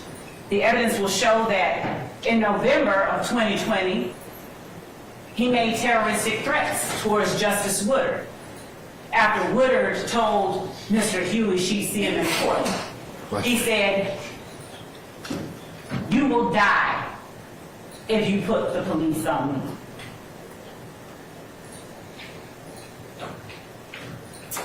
Showing their association, showing their agreement, showing their intention to participate in this organization, this enterprise through a pattern of racketeering activity. The evidence will show that while fellow associate Tinquarius Mender was an inmate at the Fulton County Jail, Mr. Mender, Mr. Huey, and Mr. Williams conducted a recorded video call wherein Mender relays he needed something and Williams pointed to Mr. Hewitt to take care of it. And then flashed Mender the YSL sign. You see, it's not a crime to flash a YSL sign. The evidence is going to show it's not a crime to participate in a video call. The evidence is going to show that it is not a crime to endeavor to provide something for a friend who's locked up in jail. All of that is okay. These acts aren't listed on the indictment because they're crimes. They're listed because they are actions. Actions that the legalese for is overt acts that reflect each of these defendants' tacit or unspoken agreement to participate in this enterprise through a pattern of racketeering activity, to be a part of this group, to gain ill-gotten goods through crimes listed in this indictment. I don't even have to use the word racketeering. I don't even have to use the word conspiracy. They endeavored to do some illegal stuff to get a bunch of stuff that didn't belong to them.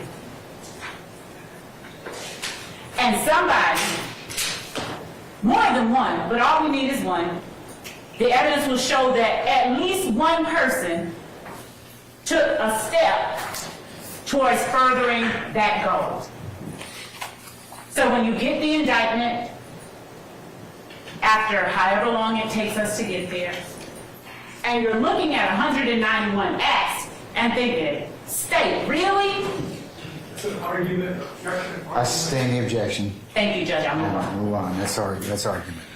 The evidence is going to show that these steps that they took are akin to you just going out and get some toilet paper to further a conspiracy to go TP a house.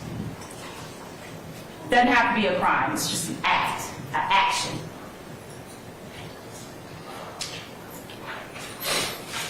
The evidence is going to show that the defendant, Jeffery Williams' words and actions also betray his participation in the conspiracy. I expect that you will hear from a YSL associate and member at trial that the defendant, Jeffery Williams, rented a car. Notwithstanding that Jeffery Williams had his own cars, but he rented a car, which happened to be a silver Infiniti sedan, that other YSL members, among them Demonte Kendrick and Shannon Stillwell, used when they openly and notoriously gunned down Donovan Thomas on January the 10th of 2015. The evidence will show that after that horrific act, I expect yet another YSL associate will come in here and tell you that Jeffery Williams paid them money, gave them money to go to Miami and lay low in the wake of the Donovan Thomas murder. Later that month, on January the 26th of 2015, Demekion Garlington, who isn't before you for your consideration today, but who is in fact a YSL associate and co-conspirator of these defendants, he posted a video of the defendant, Jeffery Williams, looking into the camera and saying these words.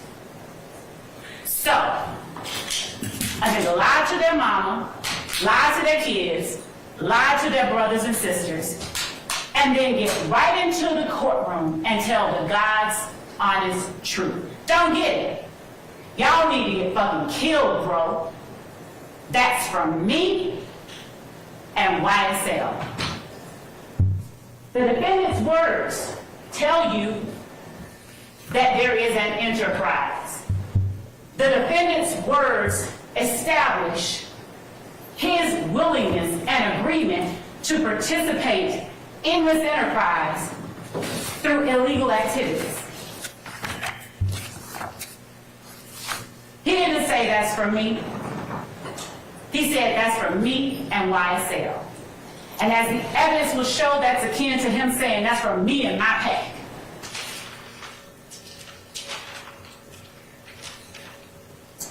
Kendrick's and Williams' words, there's been a lot of talk about lyrics.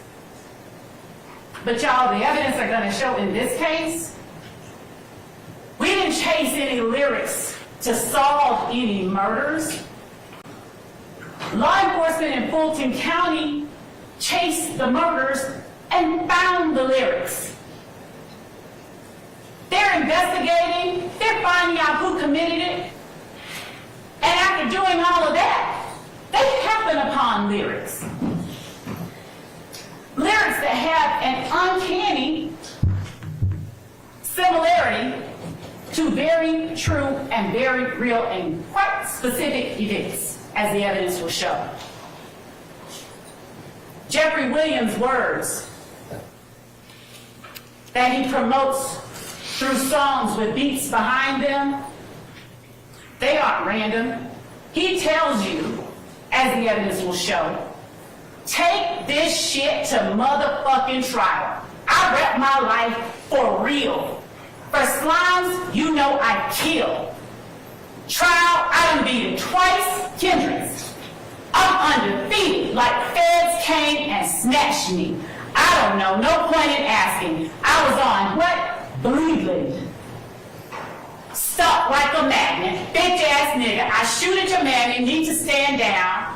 I up my stamina, take it to trial. Get an appeal, take it to trial. Yeah, you're gonna whack 'em. Pay for that casket, that's just if we whack 'em. My young niggas pulling up. Bentleys, Austin Martins, Rares and Teslas, strapped with an FN. You're gonna hear a lot about FNs. FNs galore.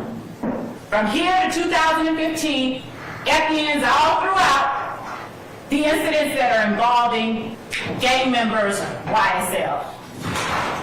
Watch me whack that bitch. Pop him like a sis. Glock with the assist. Incidentally,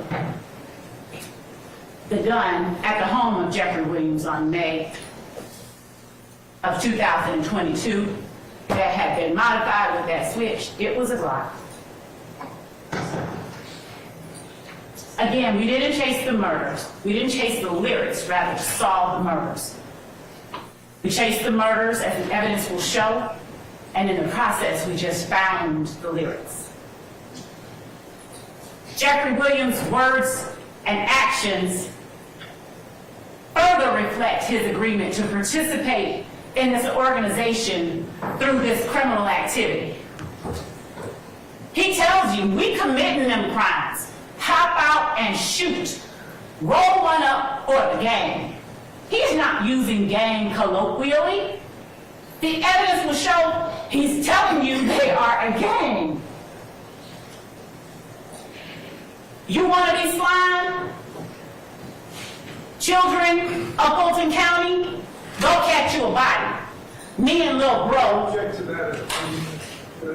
The evidence. How would you expect the evidence to show, madam? It is indeed, Your Honor. All right, I'll overrule the objection. The evidence will show that when Jeffery Williams is saying me and Little Bro, we used to steal from the store, we had to stick it and go. He's talking about himself. The evidence will show that this is the man, through the music, that he has been blessed with the opportunity to be able to release and gain wealth from. Through that music, through that blessing, the evidence will show that Jeffery Williams led the group of people that wreaked utter havoc on Fulton County. Jeffery Williams' words and actions, as the evidence will show to the members of his gang, you'll hear in a conversation he has with them, y'all ain't beat him up or shot him yet, y'all he's getting soft. The evidence will show that there's no place or need for that kind of edict or statement. when all you're doing is making music? And to clarify and put a very clear and fine point on it, the evidence will show that no one is attempting to take away from Mr. Williams the fact that he has had a lucrative rap career. The evidence is simply being put before you to show that he is guilty of committing the crimes that are laid out in this indictment. That he and his fellow YSL gang members and associates on trial before you now agreed to participate in this organization through the illicit, illegal activity listed in this indictment. And that they further committed all the other crimes listed in the indictment beyond count one. Because as you'll see, count one consists of 191 overt acts.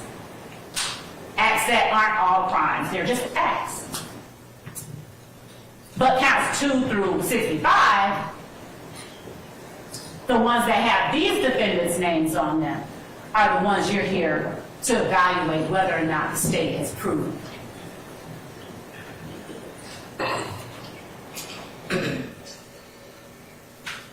Actions and words, words and actions. The evidence will show that this was Donovan Thomas in life, that on January 10th at 2:15, about 7 o'clock in the evening, Donovan Thomas was living his best life. He was up at the barber shop at 330 McDaniel Street. He had paid for a bunch of people, a bunch of kids to get their hair cut. And you'll see that he is out there enjoying himself. The last actions that he took while he was fully alive and healthy, joking with his friends. You'll see that they didn't even see it coming. You'll see evidence that Donovan Thomas was literally in the middle of laughing it up with his friends when a car drives by and opens fire on him and whoever else might have been in close proximity to him. The evidence will show that this act wasn't done secretly, it was done openly, notoriously, almost as if to send a message. We did it. The evidence will show everybody knew who did it, because it wasn't done secretly. The evidence will show that this act didn't happen in a vacuum. There were things that led up to it. An argument at Club Crucial, or Club Brucial, as my defendants may like to say, that involved a YSL associate by the name of Kenneth Copeland and a member of a rival gang. Kenneth Copeland gets jumped. He's flashing money because that's what they do. It's ladies' fight night and they're out there flashing money. Kenneth Copeland gets jumped. Diamante Kendrick jumps into action, goes to Kenneth Copeland's defense, punches out a member of the opposition, and then shots are fired. Shell casings. Shell casings are all throughout the evidence that you'll see and hear in this case. Remnants of the violence inflicted on this county by YSL and its actions. Shell casings are fired in between January the 6th and 7th of 2015 and January the 10th. Other incidents take place and they lead to the ultimate gunning down of Donovan Thomas. As the evidence will show, in the ensuing months, there were series of shootings and retaliatory shootings. Most notably, the mother rapper Rayshawn Bennett gets shot. Her house is shot up twice. She gets shot one time. And the evidence will show that there is not always cooperation, because there is a code that people adhere to when this type of violence is surrounding them. No snitching.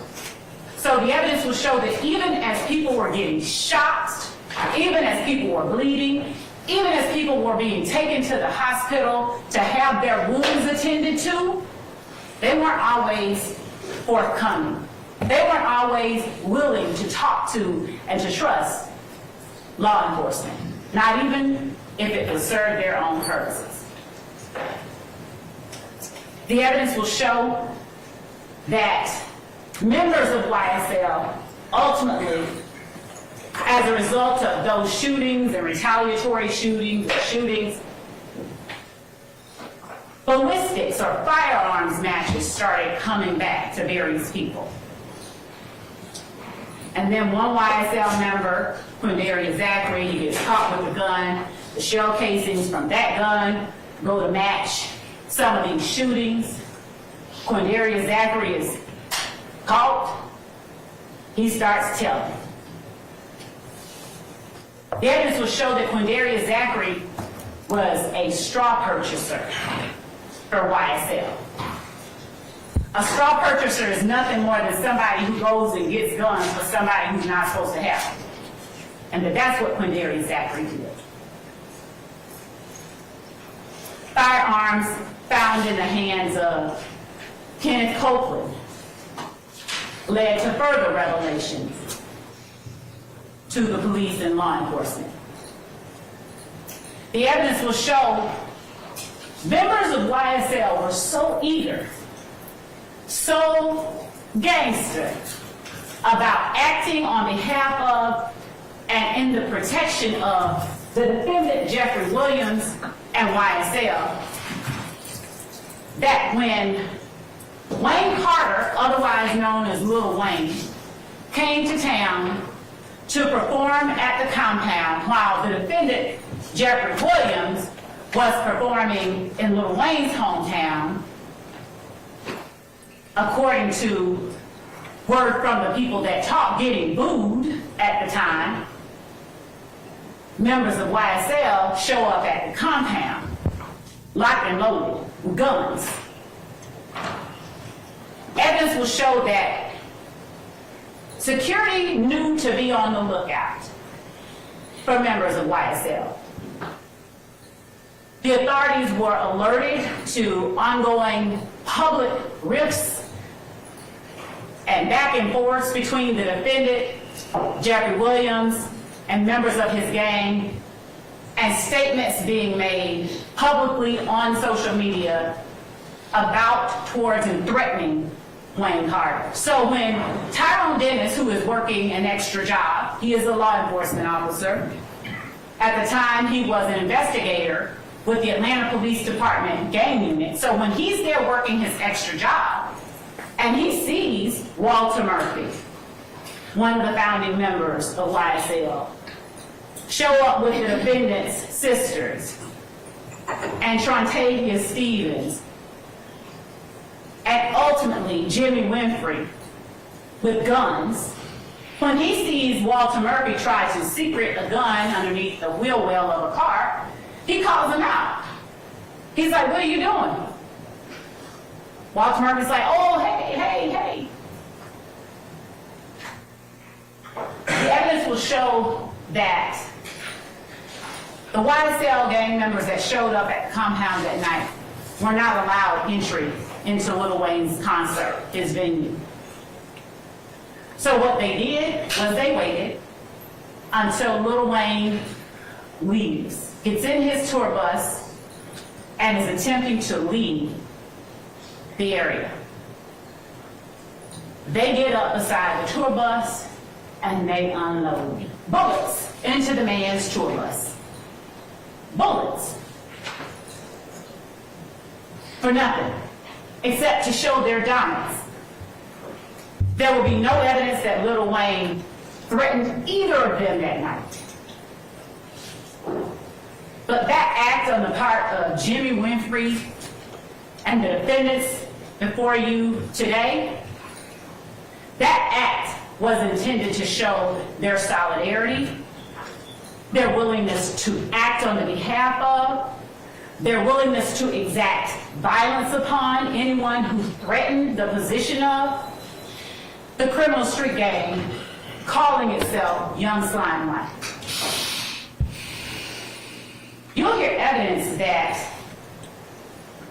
after being arrested, or actually when he was approached back in 2014 about an armed robbery he allegedly committed, YSL member and associate Trontavia Stevens was seen bearing tattoos on his hands, ROCCREW, Cleveland Avenue, and that on his side he had YSL. And Detective Mark Belknap inquired of him, "What's that?" Though Belknap knew, because he had been working the streets of Atlanta for a long time. He was familiar with RICO. But as gang investigators, they're taught to interact with and talk to people when they see indicia of criminal street gang activity. You'll hear that Trontavia Stevens told Belknap, "Well, Rock Crew is the name we used to call ourselves." Then we started going by YSL, which stands for Young Slime Light, or it did stand for Young Slime Light. But then, when my friend Jeffery Williams started becoming successful, we changed that name to Young Successful Light. The words of a member of the gang himself. The only time, as the evidence will show, that members of YSL don't want to call themselves and acknowledge that they are in fact a gang is when it would be to their detriment. The evidence will show that any other day of the week, they are loudly and proudly promoting their criminal activities.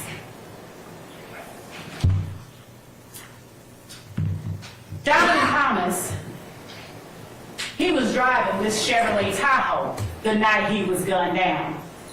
The evidence will show that this location here is the barbershop right up from the Texaco at the corner of McDaniel and Northside Drive in Atlanta, Fulton County. We asked you during voir dire, you heard us say, how many of you are familiar with this area? This is that area.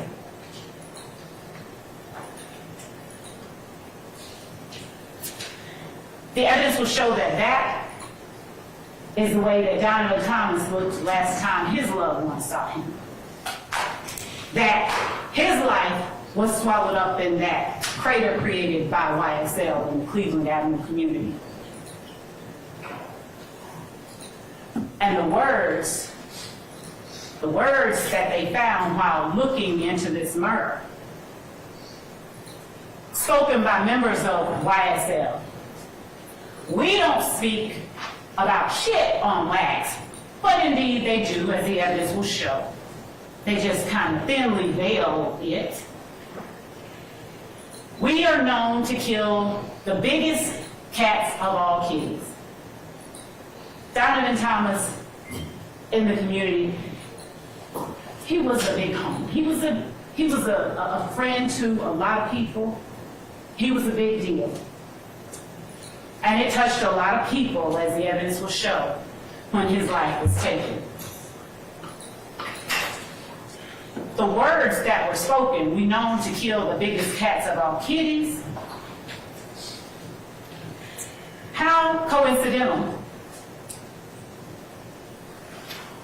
that Donovan Thomas was gunned down. And these were the words later spoken by members of YSL. The evidence will show that it's not coincidental at all. 100 rounds in a Tahoe. 100 rounds in a Tahoe. The evidence will show that the lyrics released by YSL members, the lyrics they chose to speak, they bore a very eerie significance to real life. 100 rounds in a Tahoe. And you'll see that Donovan Thomas's Tahoe had bullet defects all along the back of it when they sprayed Donovan Thomas and his car on January the 10th of 2015. This that slime shit, killing 12 shit. The evidence will show that 12 is the word that is commonly used to denote law enforcement. And speaking of the young people whose innocence and whose lives were swallowed up by that crater created by YSL, Christian Eppinger. He's not before you today, but he is a co-conspirator of these defendants. He is a YSL member and associate who got YSL tattooed on his face at the tender age of 15. He repped YSL continuously and notoriously throughout his social media. The evidence will show that at the age of 16, he, along with an accomplice, robbed a young woman by the name of Taradia Hill at gunpoint in front of her child.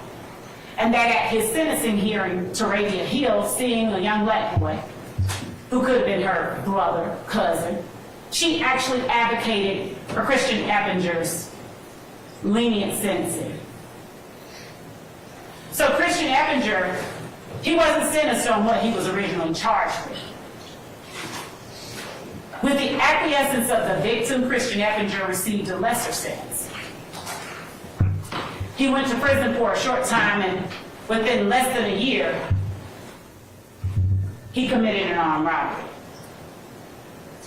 And when law enforcement officers are out there looking for Christian Eppinger, who incidentally constantly posted on social media with the guns and his gang signs and the green emojis with the gun pointing to the camera or to some other emoji talking about how he reps hard for YSL. When law enforcement officers, specifically a law enforcement officer just 30 years old by the name of Officer Rogers, when they go to apprehend Christian Eppinger on this armed robbery he committed after being released from prison, having robbed Taradia Hill, they do everything they can to take him in without causing any harm to Christian Eppinger. But you will see that while he's being taken into custody, what Christian Eppinger does, he takes the firearm of this young officer.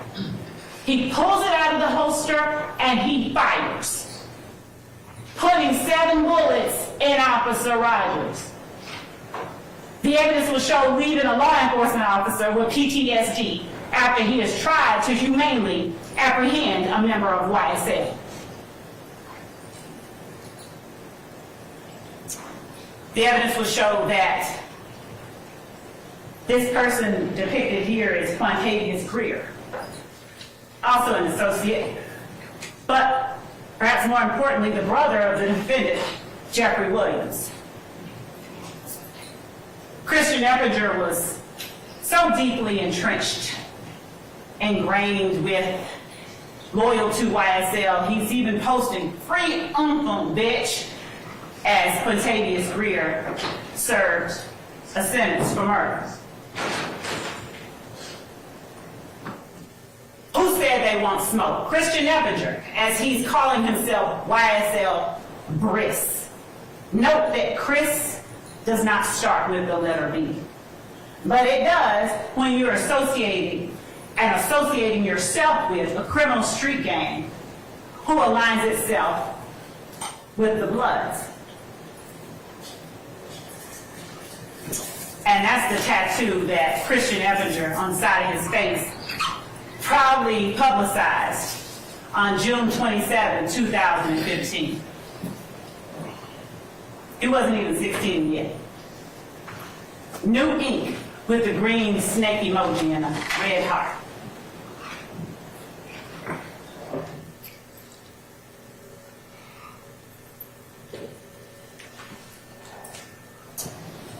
The evidence will show that though you will hear over and over the names of the 6 people on trial before you today, that the 6 people on trial before you are not the people who were most viciously affected by the acts of this criminal street gang. The evidence will show how far members of YSL are and were willing to go to act immediately on behalf of each other. Dexter Montgomery, minding his business, happened to drive in just a little too closely behind another YSL associate, who then phoned up the gang who's posted up at the trap house. And in minutes, 2 more YSL associates showed up with a long gun and handguns. Dexter Montgomery had no idea he was about to lose half of his head that day. As Dexter Montgomery left the gas station, 2 YSL associates followed behind him. And as he stopped at a red light, they opened fire. Miraculously, the evidence will show that Dexter Montgomery survived, but literally half of his head is gone. You'll hear from and see Dexter Montgomery during the course of this trial. The evidence will show that after that happened, law enforcement, at first it wasn't the gang unit, but the gang unit recognized some of the players, Walter Murphy, other members of YSL. And so they began to assist in the investigation. And they learned, the YSL gang members said, we got a call that one of us needed some help. He didn't know who this was pulling up behind him, so we just responded. You'll hear that investigators Gaither and Dennis said, well, wait a minute, did you know what you were responding to? They're like, no, we don't have to know. If our boy needs help, we're gonna respond. They said, well, where'd you get the gun? Oh, they're by the door of the trap house that we were in. They're just there, ready for us to use when we need to. Their words, I can't make it up. The evidence will show that actions of YSL gang members and associates on behalf of their leader when they felt someone disrespected Jeffery Williams or any other member of their pack, they made threats. Not quiet, whispered threats, loud, public threats with wide, vivid displays of firearms. We're not going back and forth. There's about to be some Biggie and Tupac shit and shooting up Wayne Carter's tour bus. The evidence will show that all of those actions, they're not elements of the offenses that are charged in the indictment. We don't have to show those things in order for you to find them guilty, but the evidence will show that those things prove the existence of the conspiracy, of the agreement itself. The agreement on the part of these defendants and other charged and uncharged co-conspirators to be a part of this organization known as Young Slime Life through a pattern of this illegal activity outlined in the indictment.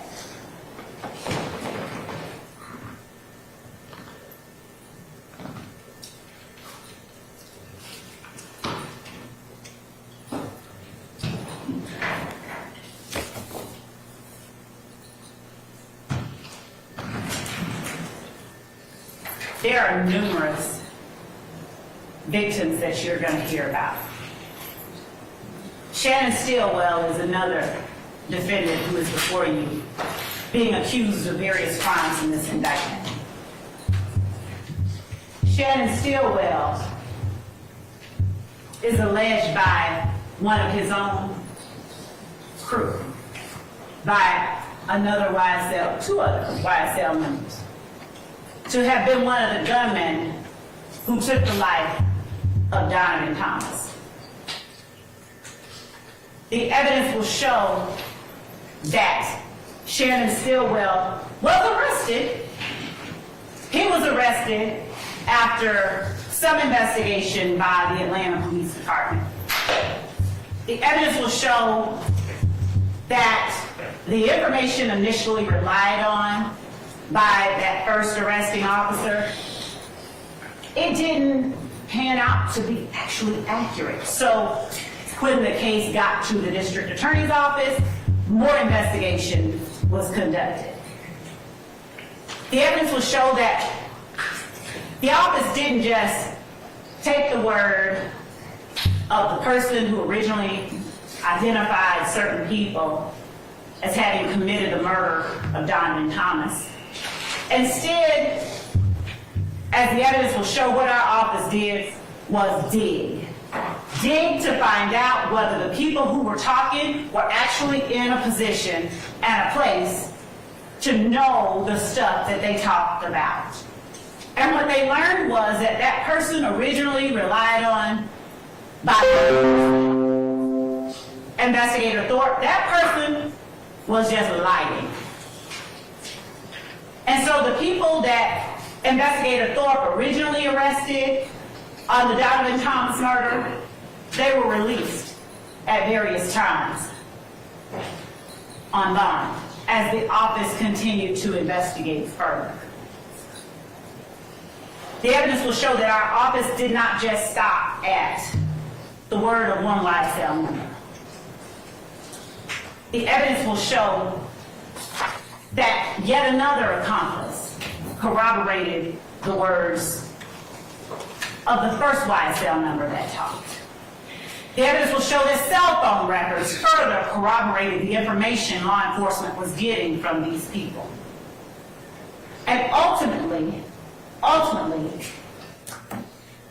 Shannon Stillwell, DeMonte Kendrick, Justin Cobb, Javoris Bradford, they were all indicted in this particular instrument that you'll have for your consideration. But the only two people who are in front of you for you now to determine whether or not the state has met his burden are DeMonte Kendrick and Shannon Stillwell as it relates to Donovan Thomas's murder. However, between the time that this indictment came down and the time that our office decided, no, we need to look into this investigation some more, Shannon Stillwell was released from jail. But he had to wear an ankle monitor as a condition of his bond. The evidence will show that during the time in 2015, after a lot of arrests were made following the murder of Donovan Thomas, that the violence in Fulton County, the gun violence that had continued over the course of that year, it kind of subsided a little bit. Basis. I sustain the objection. Yes, Your Honor. The evidence will show that around 2019, 2020, law enforcement investigators, they started noticing some activity on the part of gang members. They started paying particular attention. One of those investigators was Investigator Marissa Vitorito. You'll see and hear from Investigator Vitorito, and you'll learn that one of her jobs as a law enforcement officer, one of her background experiences was that she was a probation officer, so she had a lot of information about a lot of YSL gang members. You'll hear that initially, after Shamel Drinks was gunned down, Detective Hogan with the Atlanta Police Department, he didn't have any leads. As a matter of fact, he came back to the precinct lamenting the fact that he had no leads on this homicide that just occurred at Windsor and the I-20 entrance ramp. young man killed, gunned down inside his car. When investigator Viverito began talking to Detective Hogan, she saw that Detective Hogan did have some footage from the gas station right up from that location.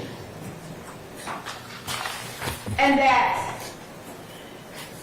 investigator Hogan was looking to find the people in the gas station because that gas station was the last place that Shamel Drinks was seen alive. One of the people in the surveillance footage was wearing a very distinct hoodie and coat.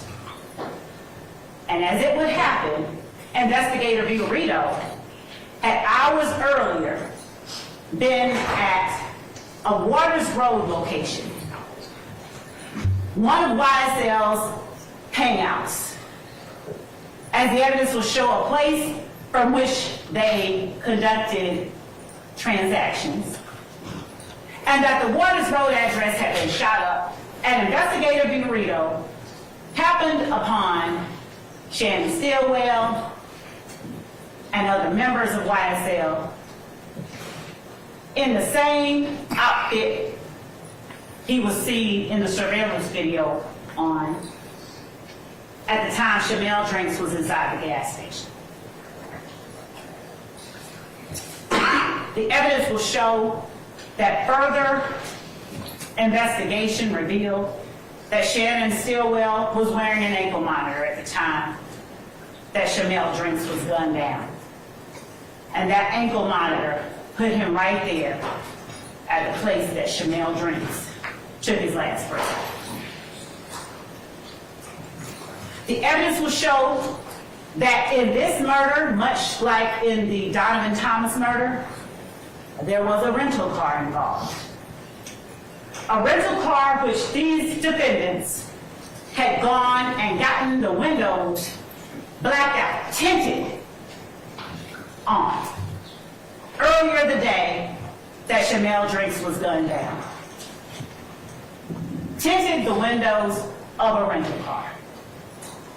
The evidence will show that it was to evade being seen by the opposition. The evidence will show that as a result of all of this violence and activity, during the midst of it all, investigator Viverito had secured a wiretap for Demekion Darlington, YSL gang member and associate. She was able to listen and detect hours of the goings-on of the enterprise. She learned throughout the course of her own investigation and during her time looking into YSL that a rival gang member, Rayshawn Bennett, ended up at the Fulton County Jail at the same time YSL gang member Jaden Myrick was there. The evidence will show that Jaden Myrick, upon seeing Lucci, reaches out to get permission from King Slime to take Lucci out. The evidence will show that Jaden Myrick actually endeavored to stab Rayshawn Bennett to death, but that he was unsuccessful. The evidence will further show that Jaden Myrick wasn't the only one reaching out to this defendant, Jeffery Williams, for permission to commit a homicide.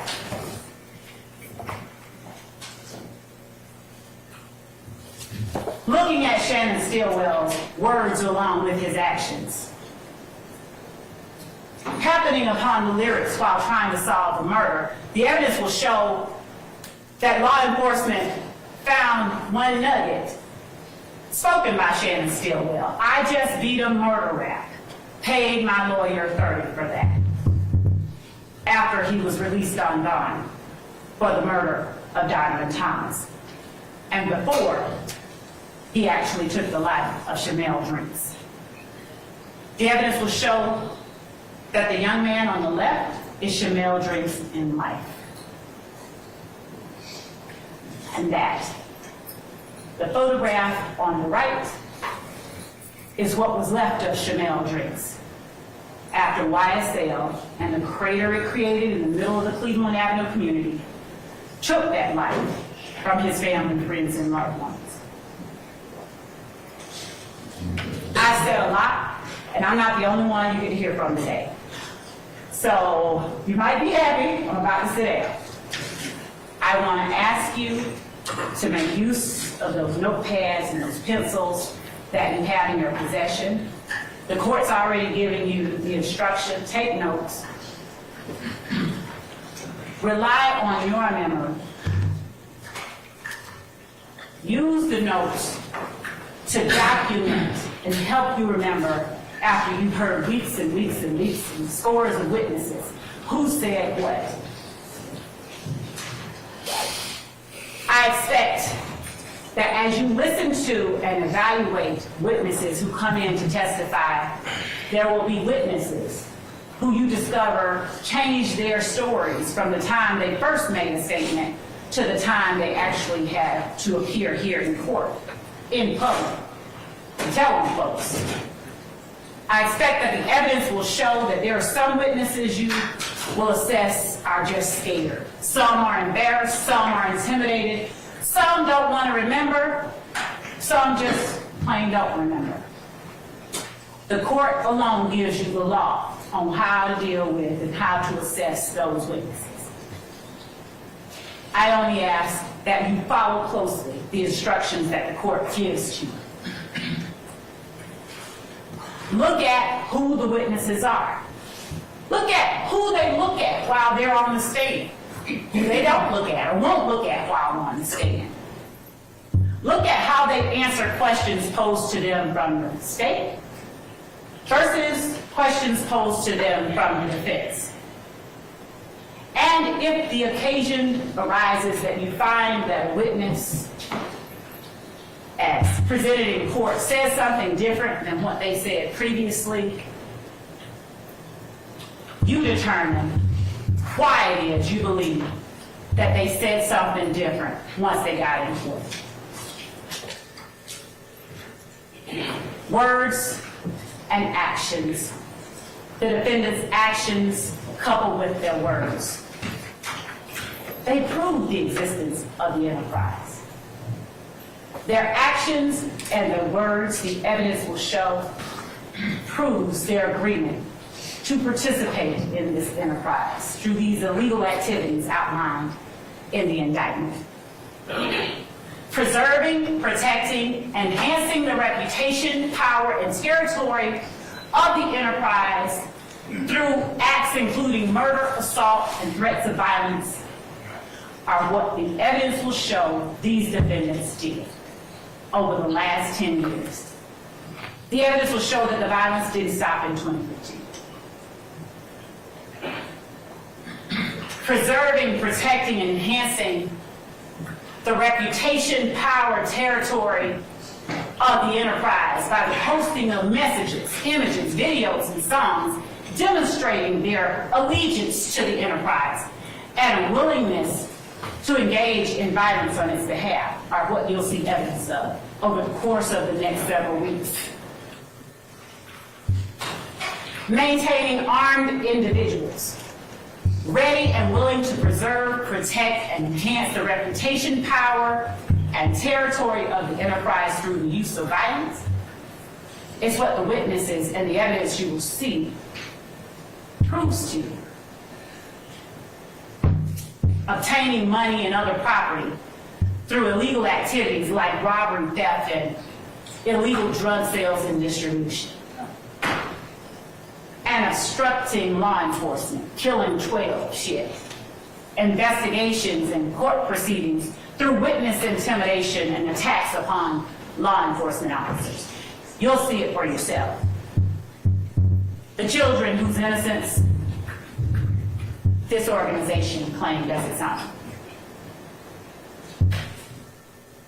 And in the end, the evidence is going to show you that YSL is a RICO enterprise, nothing fancy about it.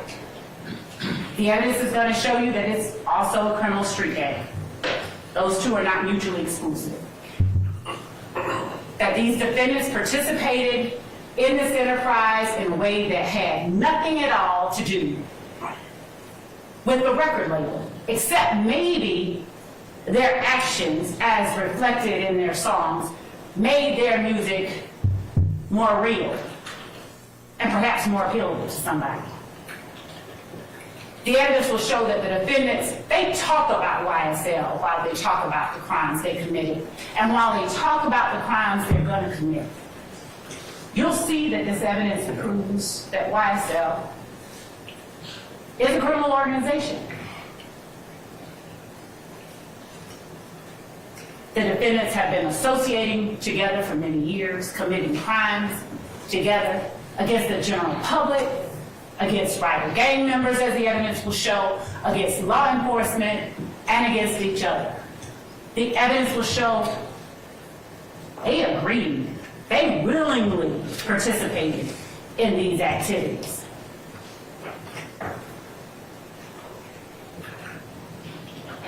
In the end, the court has told you and will tell you again that you are to evaluate the evidence and apply that the law the court gives to you to that evidence and render a verdict that speaks the truth. I expect that at the close of this evidence, you'll see that the defendant's presence, companionship, and conduct during all of these illegal activities, their words and their actions, not only show the existence of the criminal enterprise called YSL, it also shows the conspiracy. And in the end, we're going to all come back and make our arguments to you. But the one thing that I'm going to be doing, our team will be doing, is asking you to uphold your duty and render a verdict, the only verdict that speaks the truth, and find these defendants guilty of each and every crime listed on this indictment alleged against them. Thank you.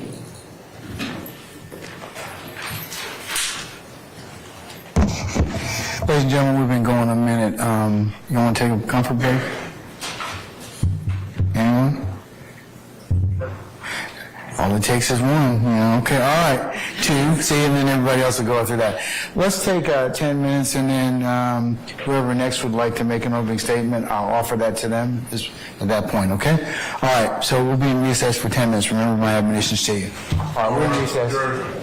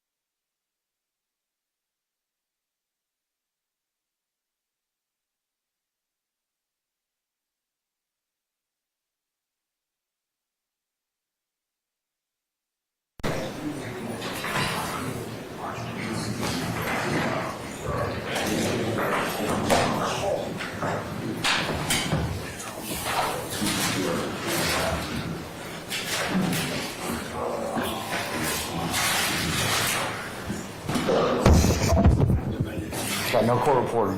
The issue of elections. I got no court reporter. I understand. All right.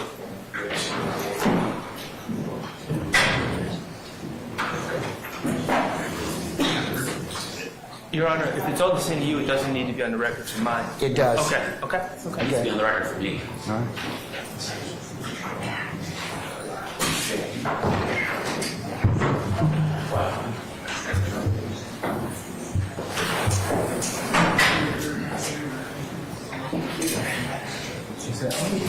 No, just read it.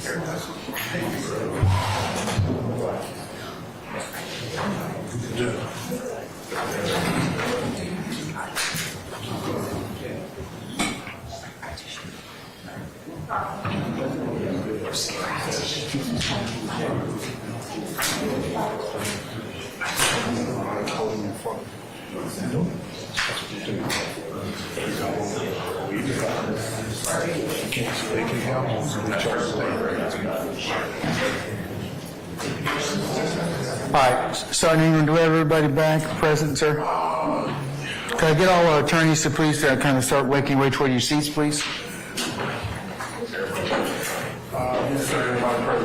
Thank you, sir. All right. Have we checked on our jurors? Are they all ready, sir? Yes, sir. Yeah. Okay, all right. Mr. App, what do you need? Your Honor, my understanding, I planned my opening arguments around I'm not using any PowerPoints. I didn't turn anything over to the state because I planned my opening arguments around using just paper and notes to speak to the jury off of, with the understanding that I was going to have a lectern to speak, to put those papers on in front of the jury. And my understanding was from Mr. Steele that there was a conversation with Captain Kendall last week that a lectern, which is in the hallway, would be allowed to be placed up there so that then those papers could be used. I understand now there's some disagreement or understanding about whether a lectern that's out there can be used or not. I wasn't involved in that particular conversation, but I want to say that also, in order for us to for you to be heard, my suggestion is you probably use the podium. And there's plenty of room on the podium, that particular podium that's immovable.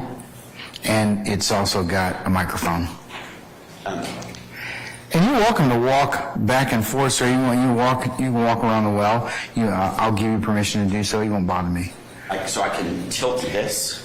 I know it says, there's a sign on do it. not move. Tilt. Do not move. Do not. Yeah, because it's it's part of our evidence presentation system. Well, there is a lectern on wheels that's 20 feet away from here that if we could just move it into the... Well, you've also got the challenge of you got some jurors there available. So jurors that are sitting there closer, so I prefer you not do that, okay? You have to do the best you can with the table you have. Like I said, you can walk around. You can even put some of your stuff on the edge of the state's table if you'd like to. And also, related to that, if there's anybody in the media that is zooming in on any of the thing that's involved on any council table, please do not do that, okay? If you are, don't do it. So just please, just wanted to make you all aware of that, all right? So, Mr. App, if you'd like to, since all this furniture belongs to me, technically, you are free to put your whatever you need on the edge of the state's table. Can I use the witness stand when I'm giving my... Yeah, sure. Absolutely. Absolutely. I prefer the lectern, but I'm... Yes, Mr. Schardt. As a person who spent most of this morning trying to procure a lectern, there's also... You didn't tell me, though, and we could have gone through this earlier. I spoke to Captain Kendall last week. I spoke to numerous members of the Sheriff's Department this morning, and I was going through every procedure that I was supposed to go through. Well, ultimately, it's my decision, right? I understand. Okay. There is a much smaller lectern that can easily be picked up and placed here in courtroom 1D. It will literally take 2 minutes. Sir, I want to move the presentation of this evidence. We could have discussed this weeks ago, and we could have gone ahead and planned it. I could have brought it over here and test drove it, but you didn't give me that opportunity, so let's move on. Okay. Thank you. Anybody else? Do you know what time, you still No, 6 o'clock? I don't know what time it was going to. But I'll let you know as soon as, I'll figure that out in just a little bit, Mr. Steele, okay? Thank you. All right. Who's making the opening statement next, if so? That would be me, Your Honor. Okay, all right. Let me know when you're ready, sir. We're just going to set up on Zoom. Okay, all right. Let me know when you're ready. Your Honor. Yes, Mr. Act. I'm gonna see you see. That- Mr. Kokomo is helping me with the... That's fine. That's fine. Thank you. That'll work out.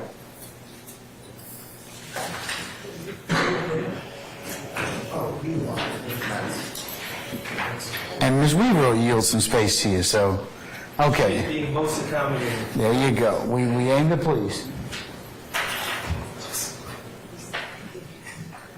Oh, man.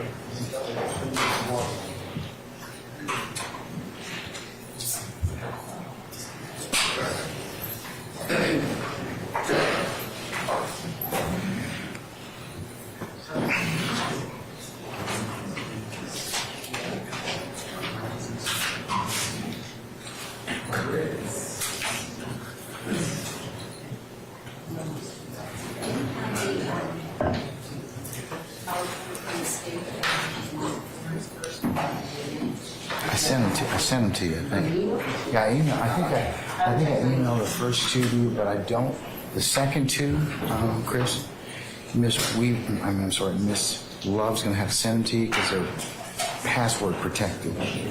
So if you ask her to send those to you, she can. Yeah, I went ahead. Yeah.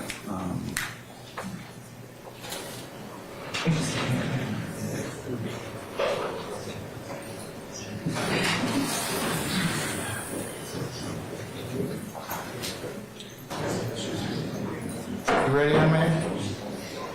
I think he said he's ready. Oh, you ready? Okay, all right. Can we summon our juror, Sergeant Ingram, please? All right.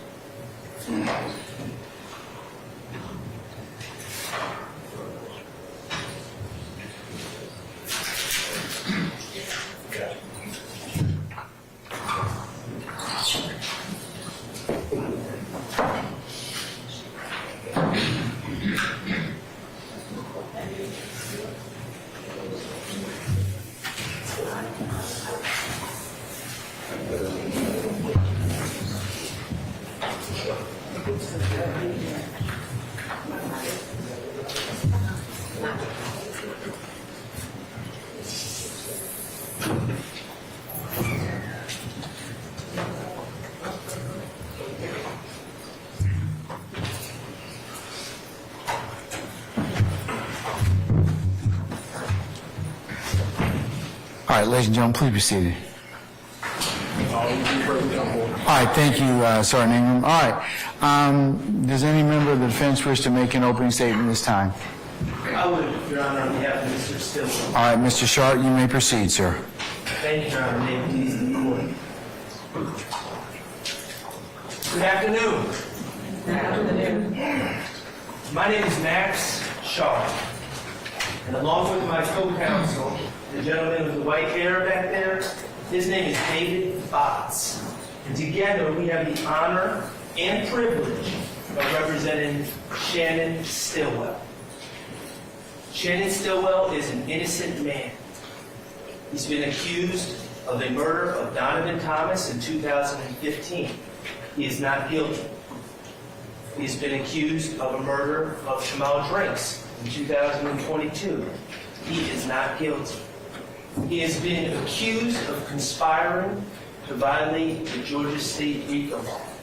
He is not guilty. Now, I am going to deliver an opening statement that will preview what I believe and what I believe the evidence will show in this case and the evidence that will come in trial. But before I even start previewing what I believe the evidence will be, I want to discuss with you some preliminary matters regarding this case. The first preliminary matter that I wish to discuss is my client's name. Okay? On the indictment, you will see, when you look at the indictment, that my client is listed as Shannon Stillwell, also known as Shannon Jackson. Okay, and there's a simple explanation for that. You will learn that his mother was a Stillwell, but he was raised by his paternal grandmother, Betty Jackson. So at times he's been a Stillwell, at times he's been a Jackson. He's indicted as Shannon Stillwell. I know him as Shannon Stillwell, but throughout this trial, some people may say Shannon Jackson, some people may say Shannon Stillwell. I may slip up and say Shannon Jackson. But we're talking about the same person, Shannon Stillwell. Second preliminary matter. It has not been lost on me that my client, it's not lost on any of us, that my client is charged with 2 murders in this case. He's charged in 2015, and the evidence will show that he was wrongfully accused. And that case never went to court. He was accused in 2022, wrongfully, based largely on assumptions made about the 2015 case. We plead absolutely not guilty. With our backs straight and our eyes wide open, we plead not guilty to those charges. And finally, ladies and gentlemen, as far as preliminary matters, as you probably have realized through jury selection and the fact that we have some visitors from the press here today and different things about this case, this is somewhat of a unique case. It's drawn some attention. But the thing I want to stress is that this case is no different than any other case in the state of Georgia or the United States of America as far as criminal cases go. And it has the same ground rules as any other case tried in this great union. The ground rules of this case are that the defendant, Shannon Stillwell, and all the other defendants are presumed innocent. The state bears the burden of proving their case against all the accused individually. And the state's burden of proof is the highest burden in our system, beyond a reasonable doubt. Beyond a reasonable doubt.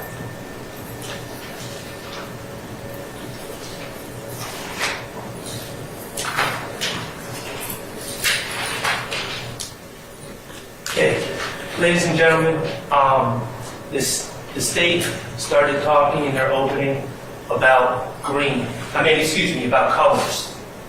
About colors and hand signs and different markers and gang activity and all the rest. And I anticipate that the state will attempt to bring in colors and their belief about what colors mean in this case. Throughout this case, I'm going to ask you to focus on a couple colors as well, just to keep in mind as you hear the evidence. Okay, the first color is dollar bill green. Dollar bill green, as you may guess, is the exact shade of green that the U.S. government uses when printing U.S. currency. And the evidence in this case will show that many of these young men grew up without dollar bill green.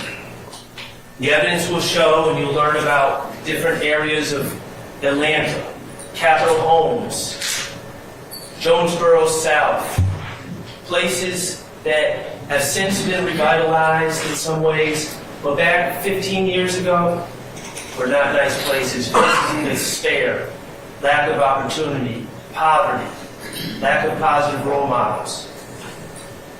You'll hear about Shannon and his upbringing. You'll hear that he grew up in the Forest Cove Apartments, which have since been condemned. And he was raised by his paternal grandmother, Betty Jackson. He couldn't live with his mother who had succumbed to drug addiction, and it was his paternal grandmother, Betty Jackson, who raised him. She raised him in the Forest Cove Apartments, and you'll hear that she loved him, poured love into him, called him her sweet thing, and he called her Mom because she was Mom. You'll hear that despite the love and guidance that Miss Jackson tried to pour into Mr. Stillwell, at the age of 14, without other people providing him guidance, he dropped out of school. And he decided that he wanted to be a rapper. You'll learn about the rap industry in this case. Then you'll learn, and you probably already know this, but becoming a rapper is not the same as signing up for a job at Home Depot, where you work for 2 weeks and you get your first paycheck. When you're chasing superstardom in the rap game, those paychecks might not come for a long time. And sadly, they may not come at all. It might be a dead end to nowhere. You'll learn about the vast numbers of young men with the same dream as Shannon and how the supply of potential rappers greatly exceeds the demand for superstar rappers. That was really a bad occupation to try to get into when it really comes down to it. But Shannon was 14. And you'll hear how he tried to hone his skills and try to make it in the rap game. But you'll hear that Shannon, like many other young men chasing this same dream, weren't making any money. And bills have to be paid. And kids have to eat. And rent becomes due.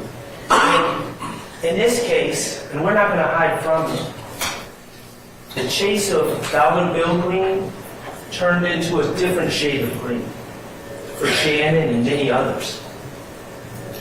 That type of green, that shade of green is called bud green, which is actually a color. You can paint your house bud green. But in this case, of course, bud green stands for marijuana. And you'll hear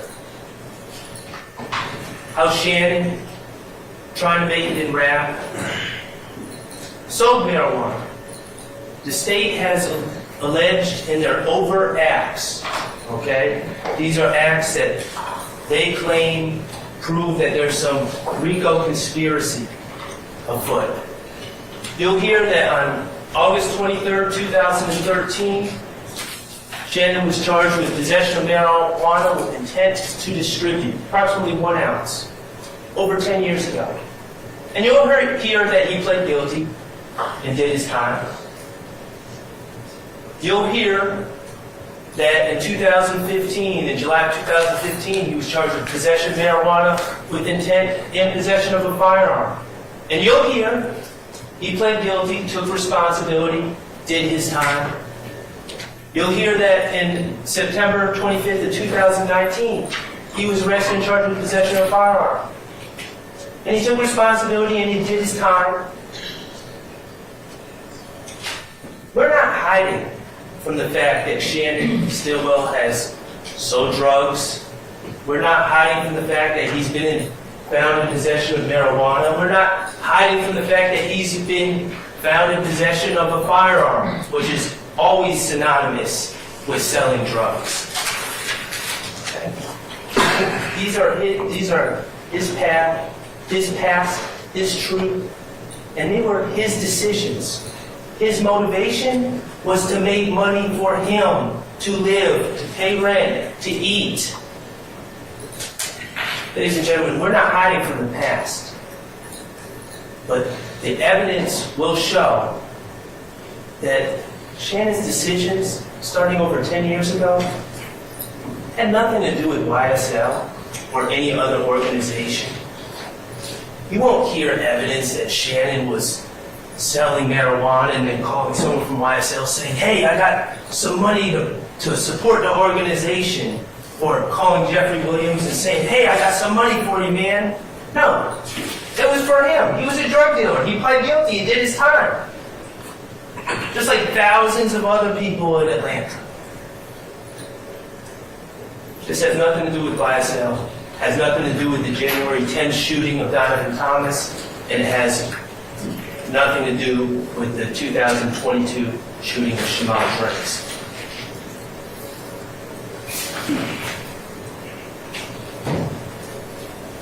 On count one, on this indictment, the state charges Shannon Stillwell with conspiracy to violate the RICO Act.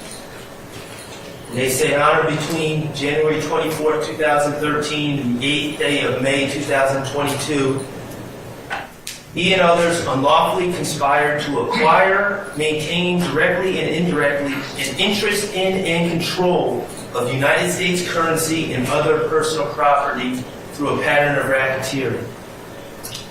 The state in their opening said, further the interests of YSL, further their goals. They also said they endeavored to do a lot of stuff to get them a lot of stuff.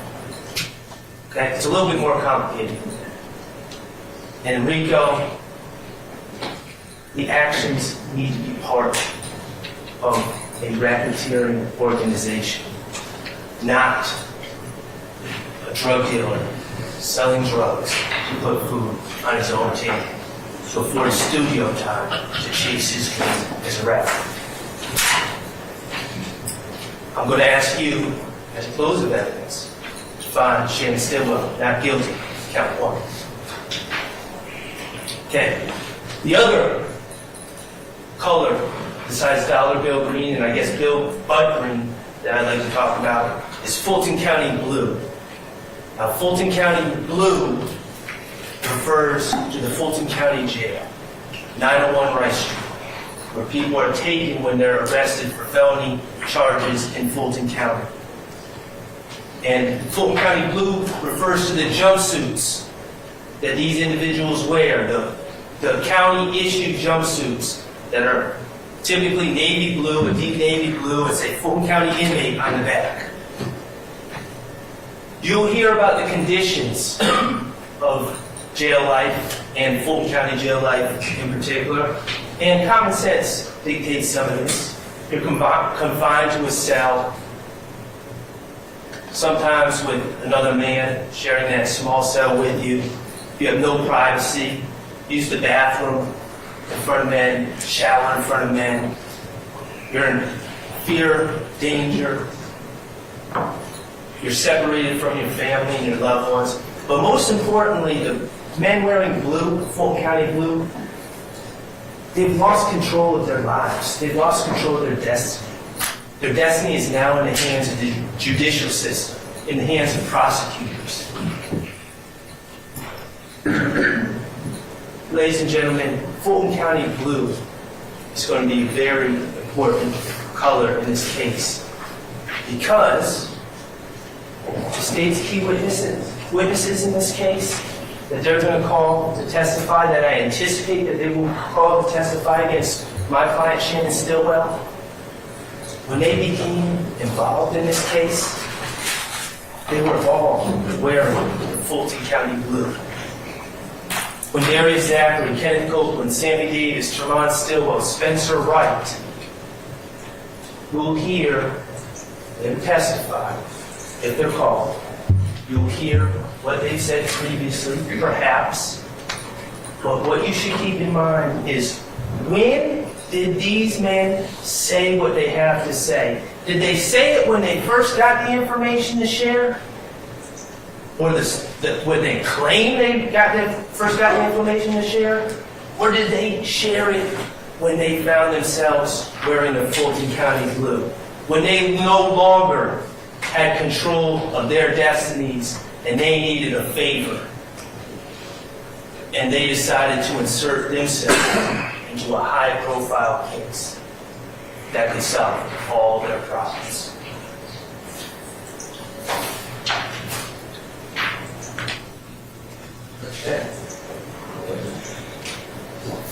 let's talk about January 10, 2015. That's the case involving Mr. Thomas. And the evidence will show that this was a high-profile case. And the reason,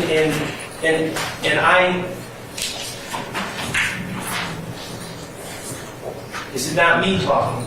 I anticipate the evidence will show. I anticipate the state's own witnesses, the state's own gang investigators will tell you, not me talking.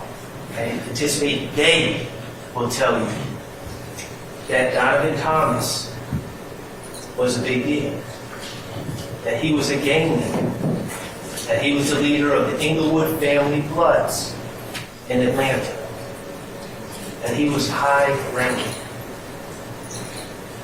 And that's what made this case a big deal on the streets. You'll also hear that this case, this shooting of Donovan Thomas, was caught on surveillance video. Now, I'm not going to suggest that it's the highest quality surveillance video, but it was caught on surveillance video. And you'll be able to watch the surveillance video. And you'll see McDaniel Street in downtown Atlanta at about 7:20 p.m. on January 10, 2015. Remember, winter, it's cold, dark. And you'll see a car zoom down McDaniel Street towards Northside Drive, headed northwest, I believe. And you will see and you will hear testimony that Mr. Thomas was with other individuals. What they were doing, I don't know. But he was with other individuals in a parking lot in between two barbershops. One being Mr. George's barbershop and one being Mr. Bernard's barbershop. And you will hear that this car zoomed down this dark street on that January 9th, and it appears from the video that you will see that an individual starts shooting out of the sunroof in the direction of Donovan Thomas and others.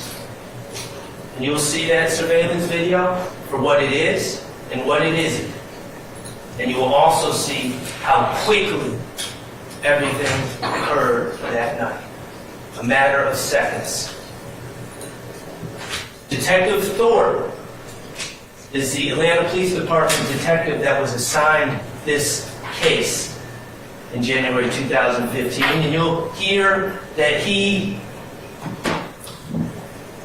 gathered the evidence from the crime scene. There was no DNA, there was no fingerprints of value. You'll hear that there were shell casings all along the street, but you won't ever hear that these shell casings were linked to any particular gun or Shannon, Stillwell, or anything else. And there were no eyewitnesses on January 10, 2015 coming forward saying, yes, I was here and this is what I saw. And I saw this person do this. There was none of that. And you'll hear that this case remained unsolved. No one had been charged for 9 months and 9 days.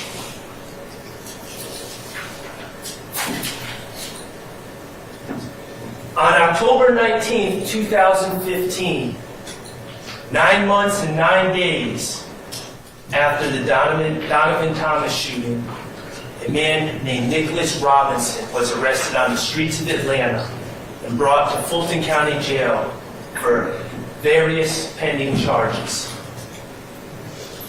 And you will hear evidence that Mr. Robinson decided he needed help. He didn't want to wear the Fulton County blue. You'll hear that he contacted the Atlanta Police Department and got in touch with Detective Thorpe. And Detective Thorpe came out and interviewed this Nicholas Robinson. You'll hear what Nicholas Robinson said in this interview.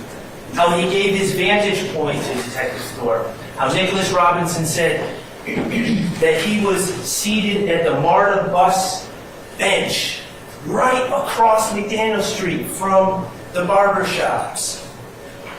And you'll hear that Nicholas Robinson told Detective Thorpe that he saw it all. And he saw the people that were inside the car. And he gave names. Nicholas Robinson said, I saw Antonio Sledge. He came out the sunroof shooting. I saw Kenneth Copeland. He was in the front passenger seat. I saw Demetrion Garlington. He was the driver of this car. Quindarius Zachary, he wasn't there, but he supplied the gun to Antonio Sledge. And yes, I saw Shannon Stillwell, my client, in the back passenger side shooting a handler. So Detective Thorpe, after taking this information from Nicholas Robinson, who just broke the case, created photo lineups. And you'll learn what a photo lineup is. It's essentially 6 photos that contain a picture of a suspect and then 5 what we call fillers. And you'll learn about that. And Detective Thorpe showed these photo lineups. A photo lineup with Antonio Sledge and then a photo lineup with Kenneth Copeland. Each person had their own photo lineup just to ensure that Nicholas Robinson could pick these people out of a photo lineup. And Nicholas Robinson did. And he signed his name, Nicholas Robinson, next to the picture of Antonio Sledge, and next to the picture of Kenneth Copeland, and next to the picture of Demetrion Garlington, and next to the picture of my client, Shannon Stillwell. Nicholas Robinson signed his name and said, these were the people in the car. Ladies and gentlemen, why am I telling you this? Well, Detective Thorpe had 2 small problems. First, you will see the surveillance video. You will be able to watch the surveillance video and the lighting conditions out there and the fact that there's gunfire going every which way and how fast the car is moving. And you will be able to judge, was it ever even believable that someone could see 4 people inside a car under those conditions? But there was a bigger problem that Detective Thorpe had.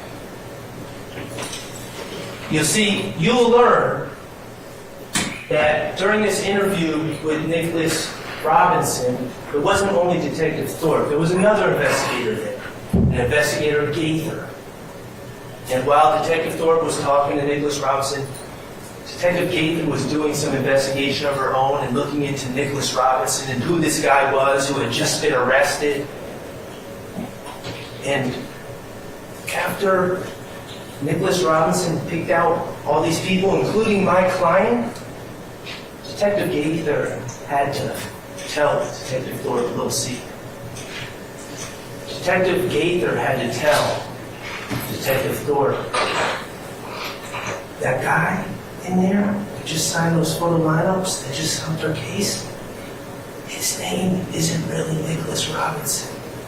He lied to us about his name. His name is actually Spencer Wright.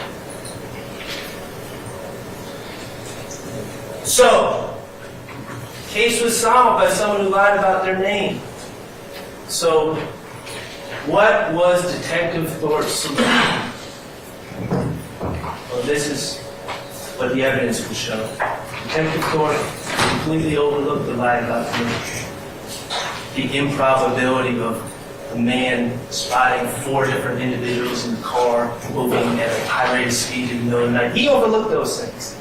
And he said to Nicholas Robinson, or he said to Spencer Wright, I've come to learn that your name is not actually Nicholas Robinson, it's Spencer Wright. Could you look at these photo lineups again, and instead of writing a fake name, Nicholas Robinson, could you actually sign it your real name, Spencer Wright? And Spencer Wright did.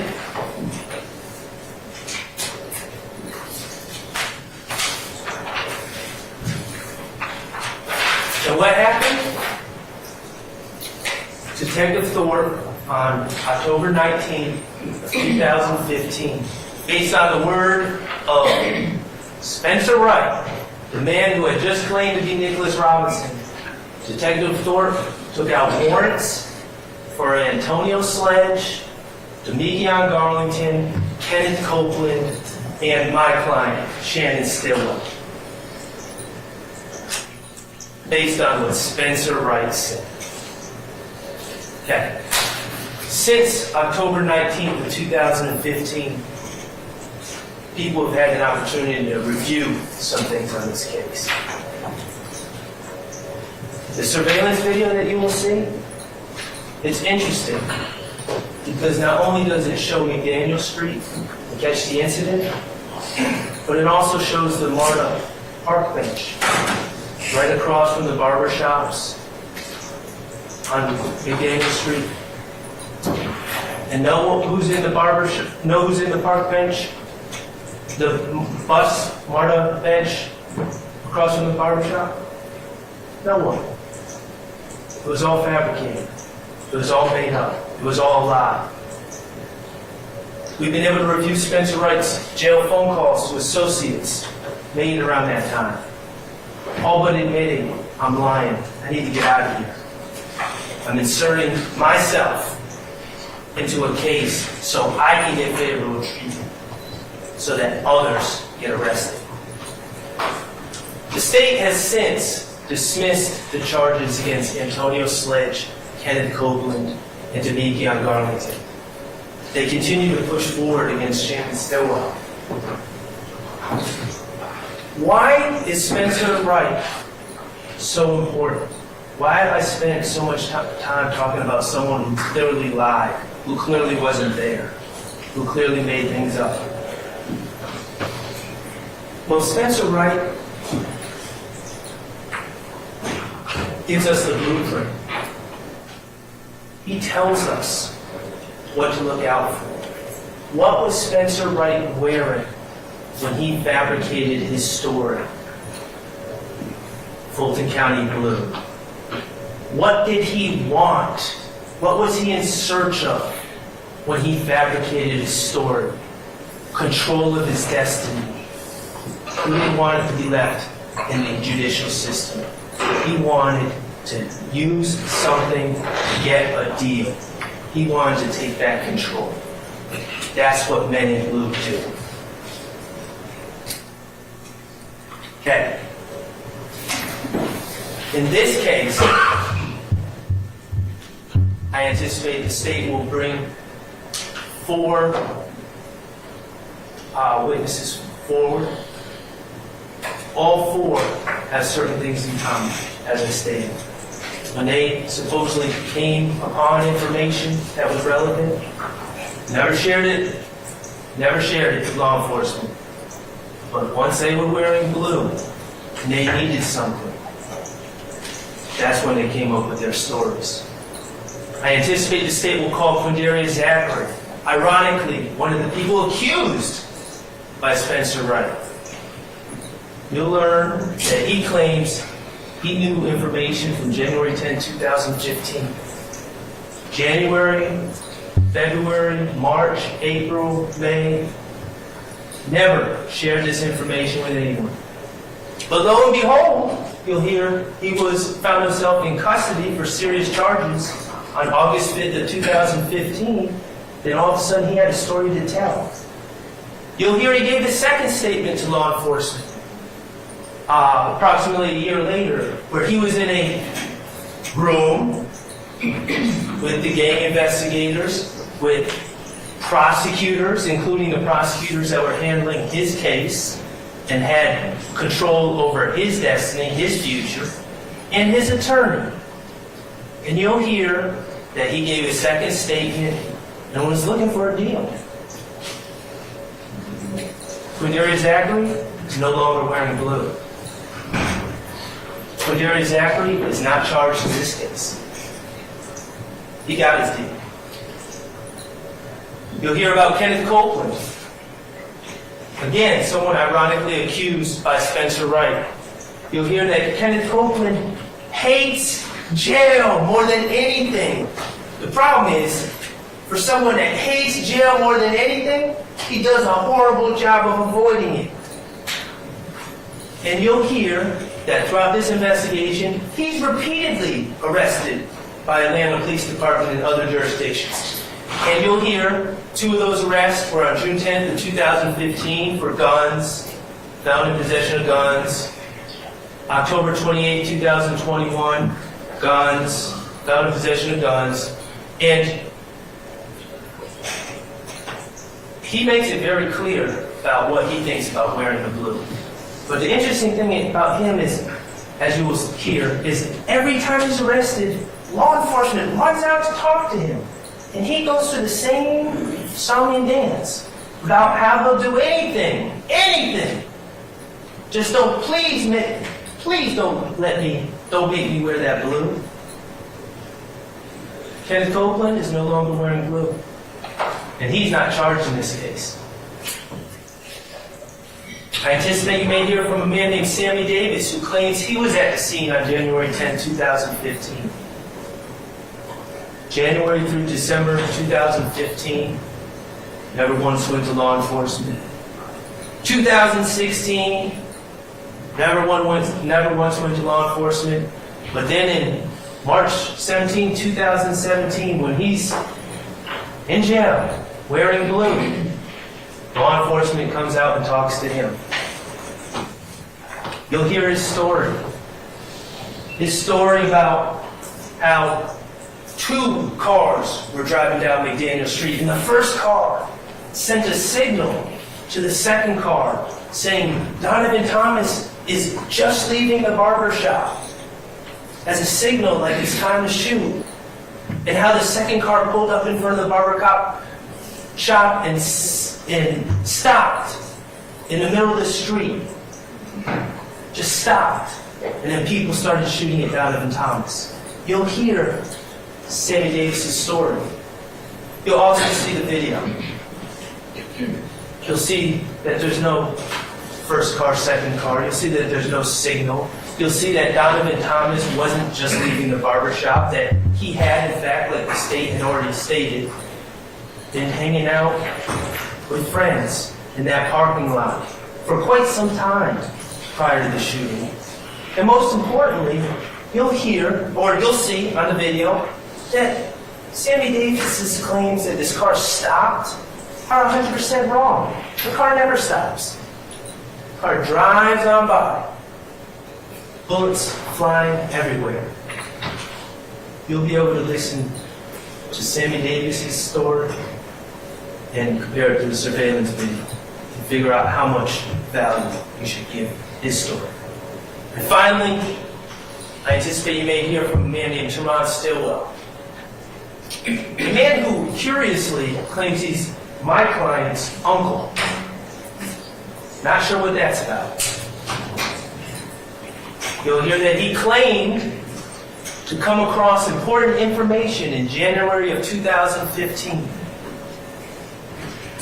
And he claimed he came across this important information while talking to someone with his wife, Vanetta Guffey, right there.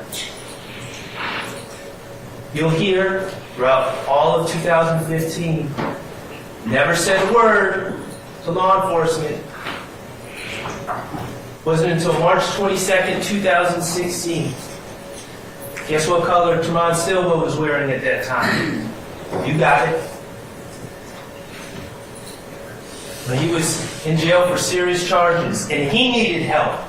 He needed help from law enforcement to start to reclaim his destiny, control over his life, to escape the monotony and the filth of the Fulton County Jail.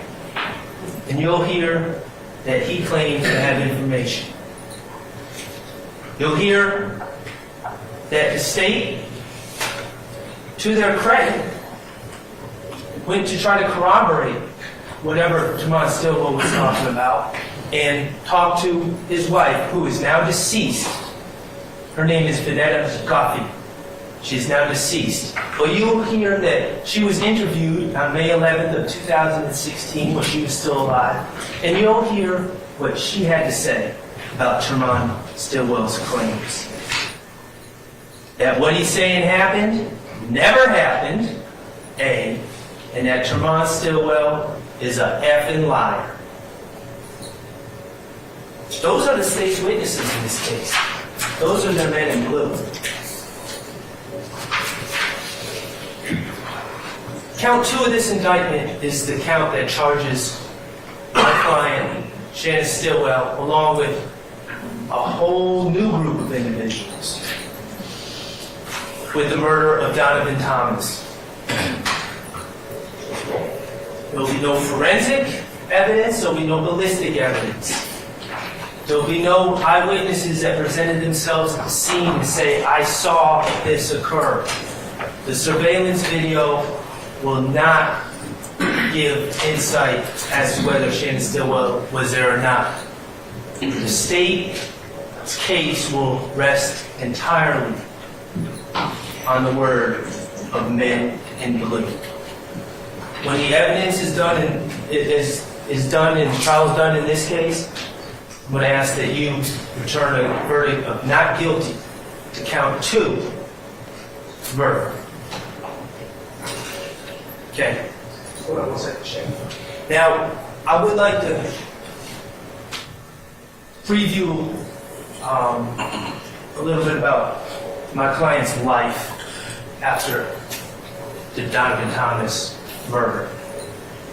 Remember, on October 19th, 2015, the Atlanta Police Department, Detective Thornton, and the news broadcast to the world, and more specifically to the streets, and more specifically to the Inglewood family blood gang that Donovan Thomas was the head of, that my client was responsible. Based on the word of Spencer Wright,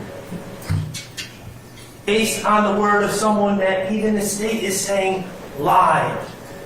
First they said wasn't completely accurate. No, it was a lie. Based on that, they broadcast to everyone that my client was responsible. And there has been repercussions. You'll hear in 2015, people pulled up to my client as he stood outside his store, shot a gun at his head, and grazed his forehead. Thankfully, he's still with us. You'll hear that later in 2015, my client went to go get a fish dinner with the mother of his child and another young lady named Tiara Jones at JJ's Fish at the corner of University and Pryor. And members of the gang spotted them there, stalked that car, drove behind the car, and unleashed bullets upon that car, hitting that poor lady, the driver, Tiara Jones, in the face, killing her, causing the car to crash and spin, breaking bones in my client's body, collapsing his lungs. The streets have not cared that Spencer Wright is a liar. Since that time, my client's life has changed in some small ways and some big ways that I've made sense. Shannon Stillwell, since that time, has been careful about his surroundings. He tends to back into parking spots. He tends to run red lights at intersections, not to be a sitting duck for IF gang members or anyone else. He habitually changes residences. And yes, he does habitually rent cars, including a white Audi. He does this, the evidence will show, so no one can associate him with any particular car. None of the IF gang members can know where he is. And yes, when he rents cars, he does tint their windows so no one can see in. That's the life he leads since 2015. And yes, when he leaves the house late at night, he does conceal his identity. It was during COVID, but he does wear a mask.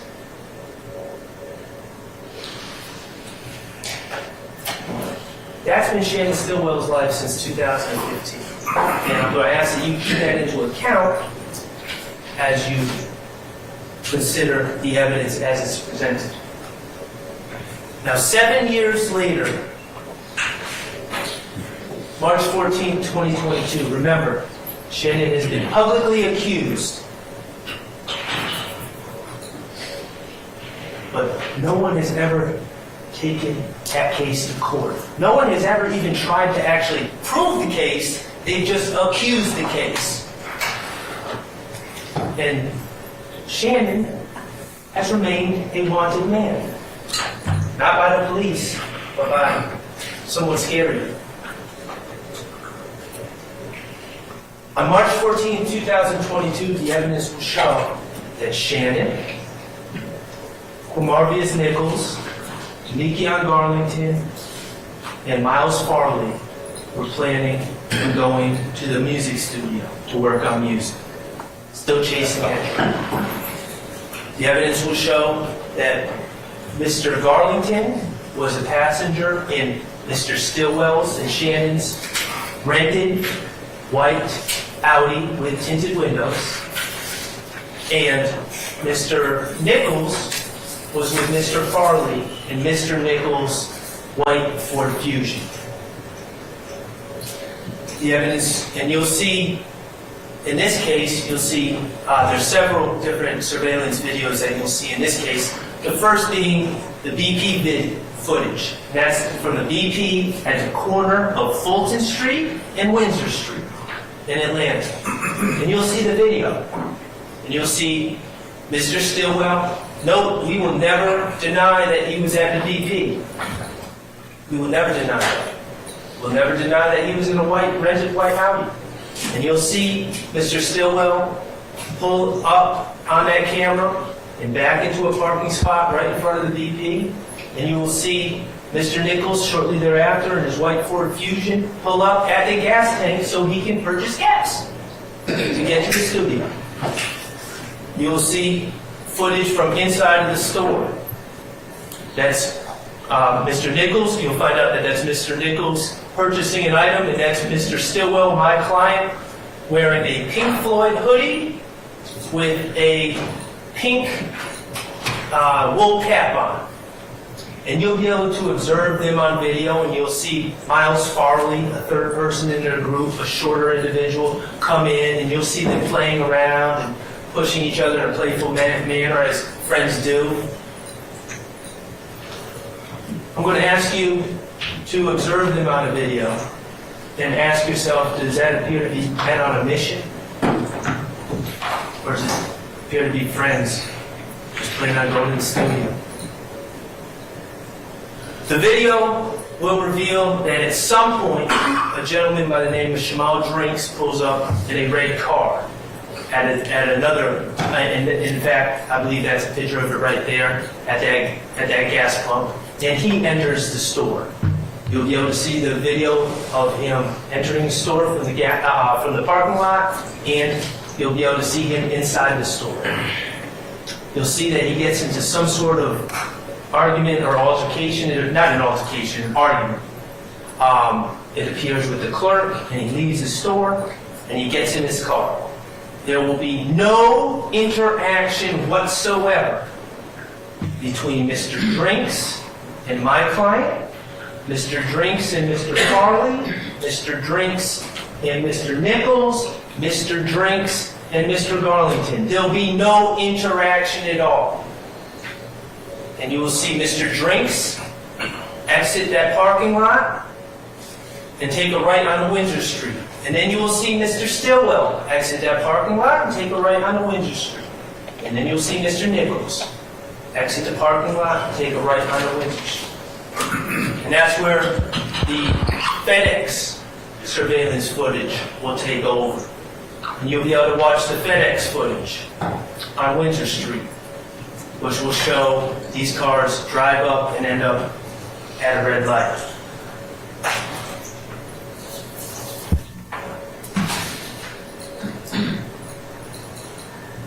You will see my client's car, white Audi, run a red light. You will see Mr. Nichols follow my client's car and run a red light. Eventually, cars come in to replace him, and traffic flow continues and continues for several minutes. And eventually, a man who's just happened to be going the other way looks into Mr. Drinks' car, which is still sitting there, and notices that Mr. Drinks has been shot. What you will not see on this video is any indication at all that this shooting occurred while my client's car was beside Mr. Drinks. You will not see any muzzle flash, you will not see any commotion, you will not see any fight, you will not see anything at all that suggests that that's when the shooting occurred.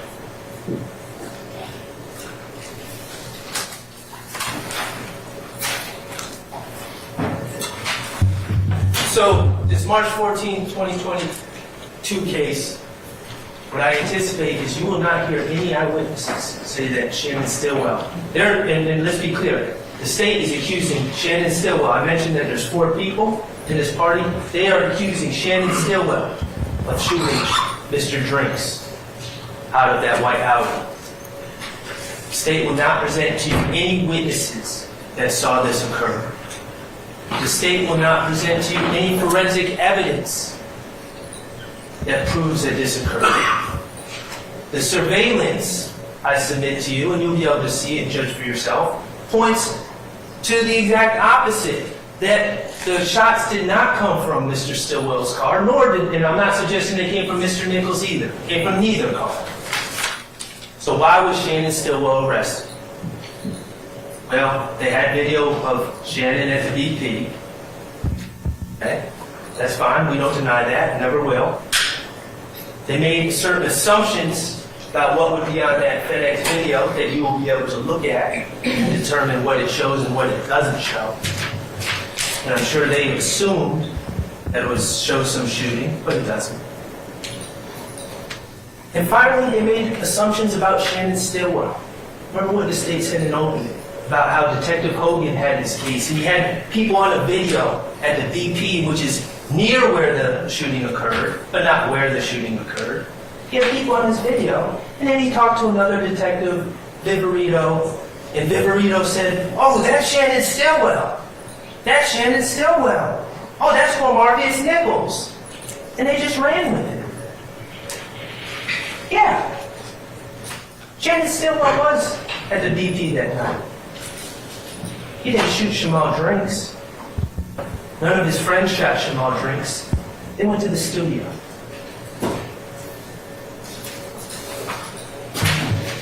Since these warrants were taken out for Shannon Stillwell, and I'll tell you the warrants were taken out and Shannon Stillwell was arrested in that same white Audi on March 17, 2022, 3 days later.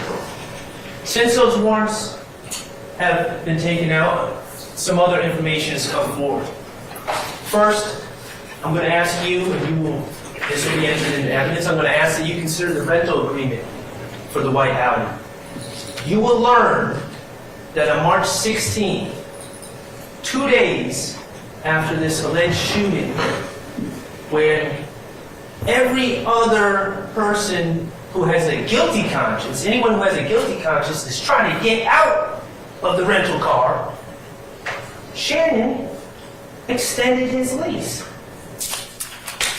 I'm going to ask you to consider and really think about that. Extending a lease of a car that you supposedly just killed someone. Are those the actions of someone who's guilty of that crime? You're going to hear about the wiretap on Demekion Garlington's phone. Remember, Demekion Garlington was in Mr. Stillwell's car. And the state hinted at it a little bit. They were talking about Jaden Myrick and people wanting to attack a man named Lucci. And based on these concerns in the jail, the state applied for, and you'll learn what a wiretap is, they applied for a wiretap and received a wiretap for Demekion Garlington's phone. The phone of the person who was with Shannon Stillwell on March 14, 2022. And you'll learn what a wiretap is and how a wiretap really consists of law enforcement sitting and listening in on all your phone calls, incoming and outgoing, and recording all the relevant and pertinent phone calls and conversations that occur. You'll learn that this wiretap on Demekion Garlington's phone began on March 10th, but certainly well before March 14th, the date of the Shamal drink shoot. So it was in place that night. Who knows about the wiretap? You'll learn that too. Do you think the government tells you that your phone is being wiretapped? Of course they don't. It's secret. No one knows. That's the point. And you'll learn about who Demekion Garlington is and what type of guy he is. I would submit, if you have a secret, you wouldn't want to tell Demekion Garlington. You'll hear him on the wiretap, drunk, high, talking about everything under the sun. Pills, weed, guns, girls, robberies, all stuff that he's involved in, completely against his interests to discuss, but he doesn't know he's being listened to now. But one thing that's interesting, of all the things that this loudmouth talks about, all the crimes, and they said they bragged about this stuff. They said Demekion Garlington was bragging about this stuff. All the things they brag about, no, it never comes up. Shooting anyone on March 14, 2022. All the crimes he discusses, that never comes up.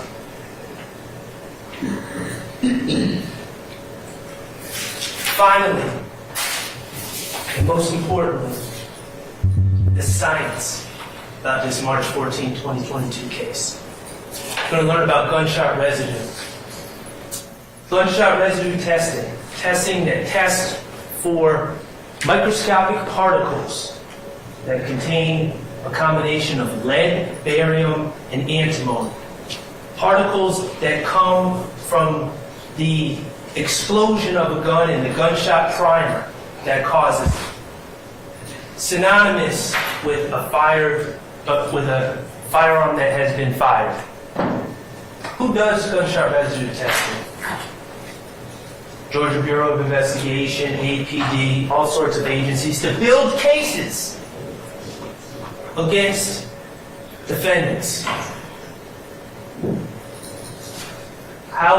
You'll learn how gunshot residue is collected.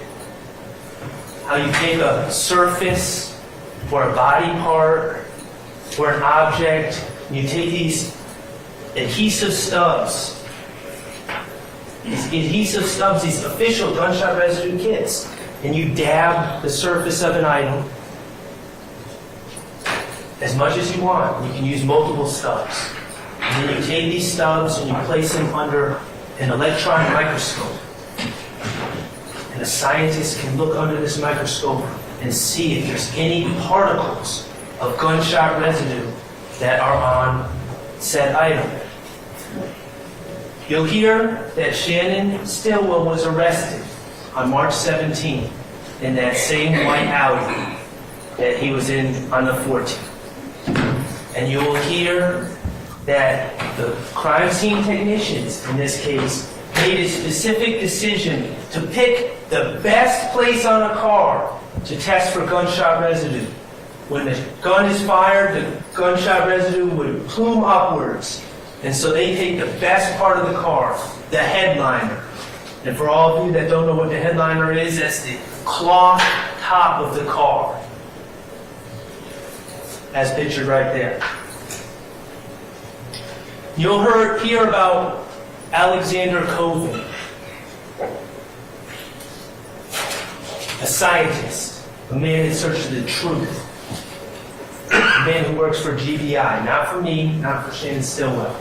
And you'll hear how that headliner that was collected from that white Audi on March 17th was brought to Alexander Coven at the Georgia Bureau of Investigation.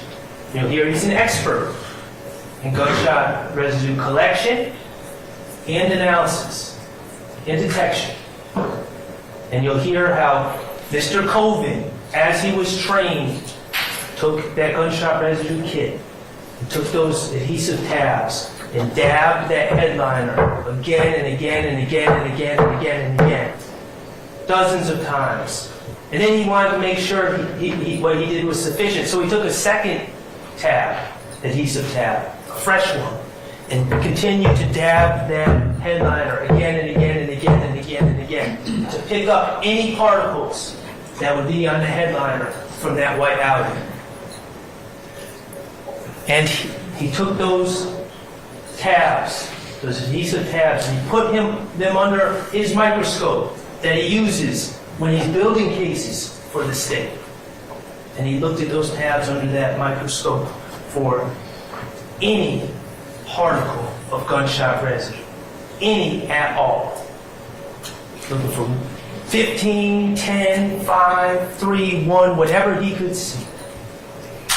And you'll hear that on June 3rd, 2022, 77 days after the state, after Detective Hogan, Investigator Viverito, and the state made their decision that Shannon Jackson fired a gun, Shannon Stillwell fired a gun from that white Audi.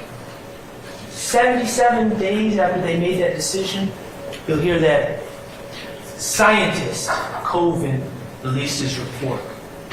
And on that headliner, there was not a single, zero gunshot residue to be found. That's the science.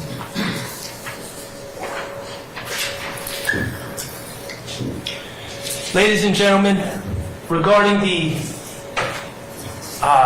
March 14, 2022 case, the state has made 5 charges, 5 different counts against Shannon Stillwell, my client.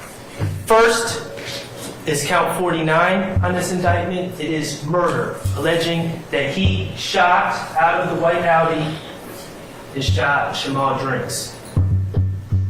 The science belies those accusations. I'm going to ask you to find Shannon Stillwell not guilty of that count. Now, count 50 and 51 deal with violations of the Criminal Street Gang Act, Gang Activity Act, and they are essentially charges that say that Mr. Stillwell committed murder to further the interests of YSL, and he committed murder on behalf of YSL for the purposes of increasing his standing within the gang. Y'all are smart people. Obviously, I don't need to say it, but it'll make me feel better if I say it. If he's not guilty of count 49 murder, he cannot be guilty of count 50, and he cannot be guilty of count 51. Counts 52 and 54 similarly charge Shannon Stillwell with possession of a firearm by a convicted felon on March 14th of 2022 on the belief that he used a firearm to kill Shamal Drinks. If the state does not prove that case beyond a reasonable doubt, he cannot be found guilty of count 52. And count 54 charges Shannon Stillwell with possession of a firearm during the commission of a felony, that felony being murder. Obviously, if he didn't commit the murder, then he cannot be in possession of a firearm during the commission of said felony.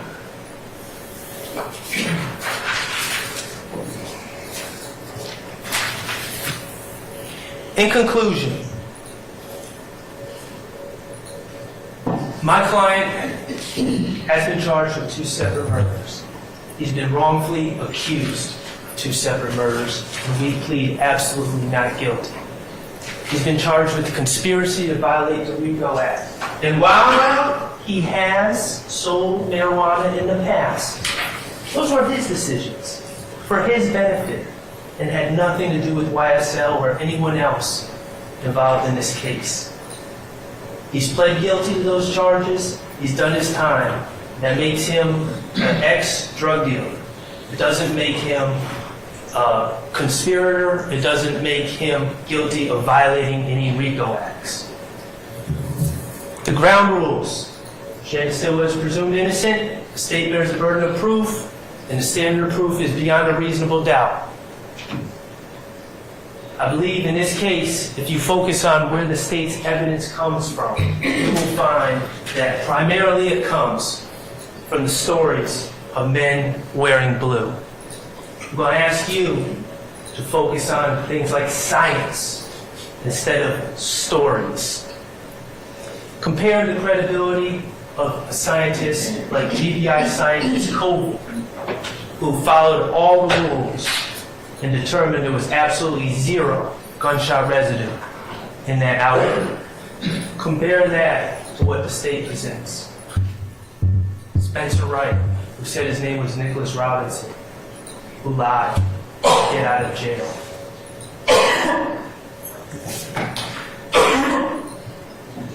Spencer Wright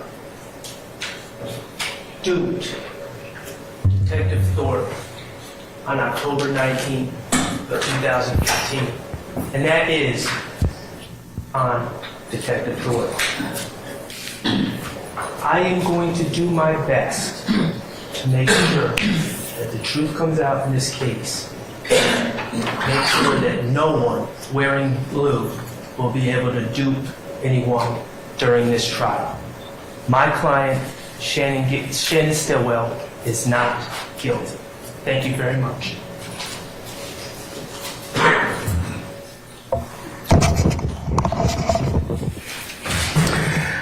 Ladies and gentlemen, how you doing? It's 5:30. All right, consistent with my earlier promises to you, I think it might be a natural stopping point for us to put a pin in today and for us to come back to more, unless you all object to my suggestion. Hearing no objection, I think we're going to go ahead and do that. So let's go ahead and kind of review a couple of things to begin with. All right, first thing is when you go back into your headquarters jury deliberation room, dump your notepads, okay? Hopefully everybody's written their name in the inside cover of those freaking ones like I told you earlier. But if you haven't done so, go ahead and do so. Take a juror sticker and put it in your pocket, your purse, or whatever carrier device you have, so that when you come back in tomorrow morning, we'll go ahead and you can put that on as soon as you get into as you come in through the being screened in the courthouse, okay? All right. You kind of figured out already for tomorrow if you need, and I think I mentioned to you this earlier, a lot of you wearing jackets and everything else, it's easier, like I said, for you to put on a jacket or for you to take off something than it is for me to kind of regulate the temperature. So please bring whatever it is that'll make you comfortable tomorrow, your jacket or otherwise. Okay, that's kind of the ministerial. And if you're running late tomorrow, as I mentioned earlier, let Ms. Umana know. But remember, I can't start until I've accounted for all 18 of you. So it's very important you, again, as I mentioned earlier, only you know how long it takes for you to get down here to Fulton County from wherever you live in our great county. So just plan accordingly, leave a little bit earlier. It's always easier for you to sit back there and just kind of relax and don't be so stressed than it is for you to kind of leave late, and that just kind of just puts you in kind of a position that you probably are stressed already when you get here. So I'd advise you to do that. Okay, you remember all my ad nauseam admonitions? They still apply, okay? So, very important, I mean, that you not talk about the case amongst each other as you're walking out. Do not talk about the case as you're in your headquarters to your deliberation room. Don't go on any social media sites. Do not let anybody friend you. Do not do any of the other things that I've told you earlier, like research anything, go by any scenes, take any photographs, or otherwise try and educate yourself to some things that you may have heard in the courtroom today. Remember, the only things you can consider are what's lawfully presented within the four walls of this courtroom. So it is very important that you consider and keep the court's admonitions, which I know you will continue to do so. There is great temptation when you go home tonight. Hey, what happened in court? Well, I saw you on TV. Are you supposed to respond to that? No, you're not. And you can blame me. You can even tell Judge Glenville said for you not to do that, all right? Because remember, your doing that would affect, and if we found out about it, would affect our ability to have a fair trial, a just trial, lawful trial as to all parties. So please adhere to that admonition and all the others, okay? Remember, nobody's supposed to have any ancillary or incidental contact with you. If anybody tries to reach out to you, I need to know about it so you can tell Sergeant Ingram or any of my team if anybody should try and do so, okay? And consistent with my instructions when you were here before, we'll go ahead and get you squared away for those of you that are taking the shuttle and for those of you that need to make other alternative arrangements. We have just get with Sergeant Ingram, he'll go ahead and coordinate that for you, okay?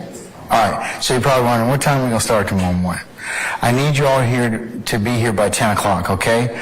We will start somewhere between 10 and 10:30 tomorrow morning, and I'll do that, try and give that to you every single night that we conclude, tell you what time in the morning you need to come to be here. That's your target or mark time you need to be here in the morning.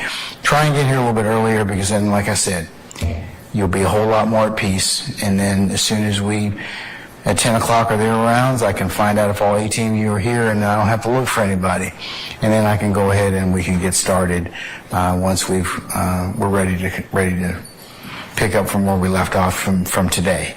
Okay? So, 1,000 hours tomorrow, you need to be in your headquarters. Okay, I think I've gone through all the things I need to with you. Any ministerial inquiry of me at this point in time, ladies and gentlemen? Anything from me? Questions? None? Okay. Ladies and gentlemen, thank you for your patience with us. And as I mentioned earlier, and I mentioned through this entirety of the process, the patience that you've given us, are giving us today, and will continue to give us throughout the consideration of this matter. So unless you have any other query or questions for me,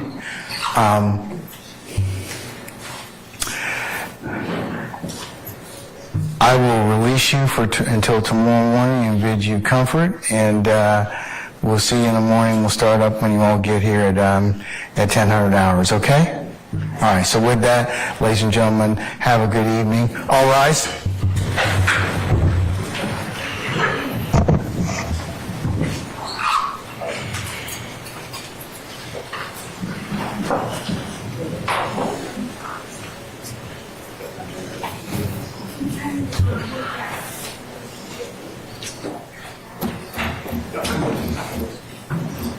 Ms. Sangerty and Mr. Ash, I made eye contact with you and asked you, please stop talking during all that. You saw me and yeah, you just stop all this. I would appreciate it. Thank you.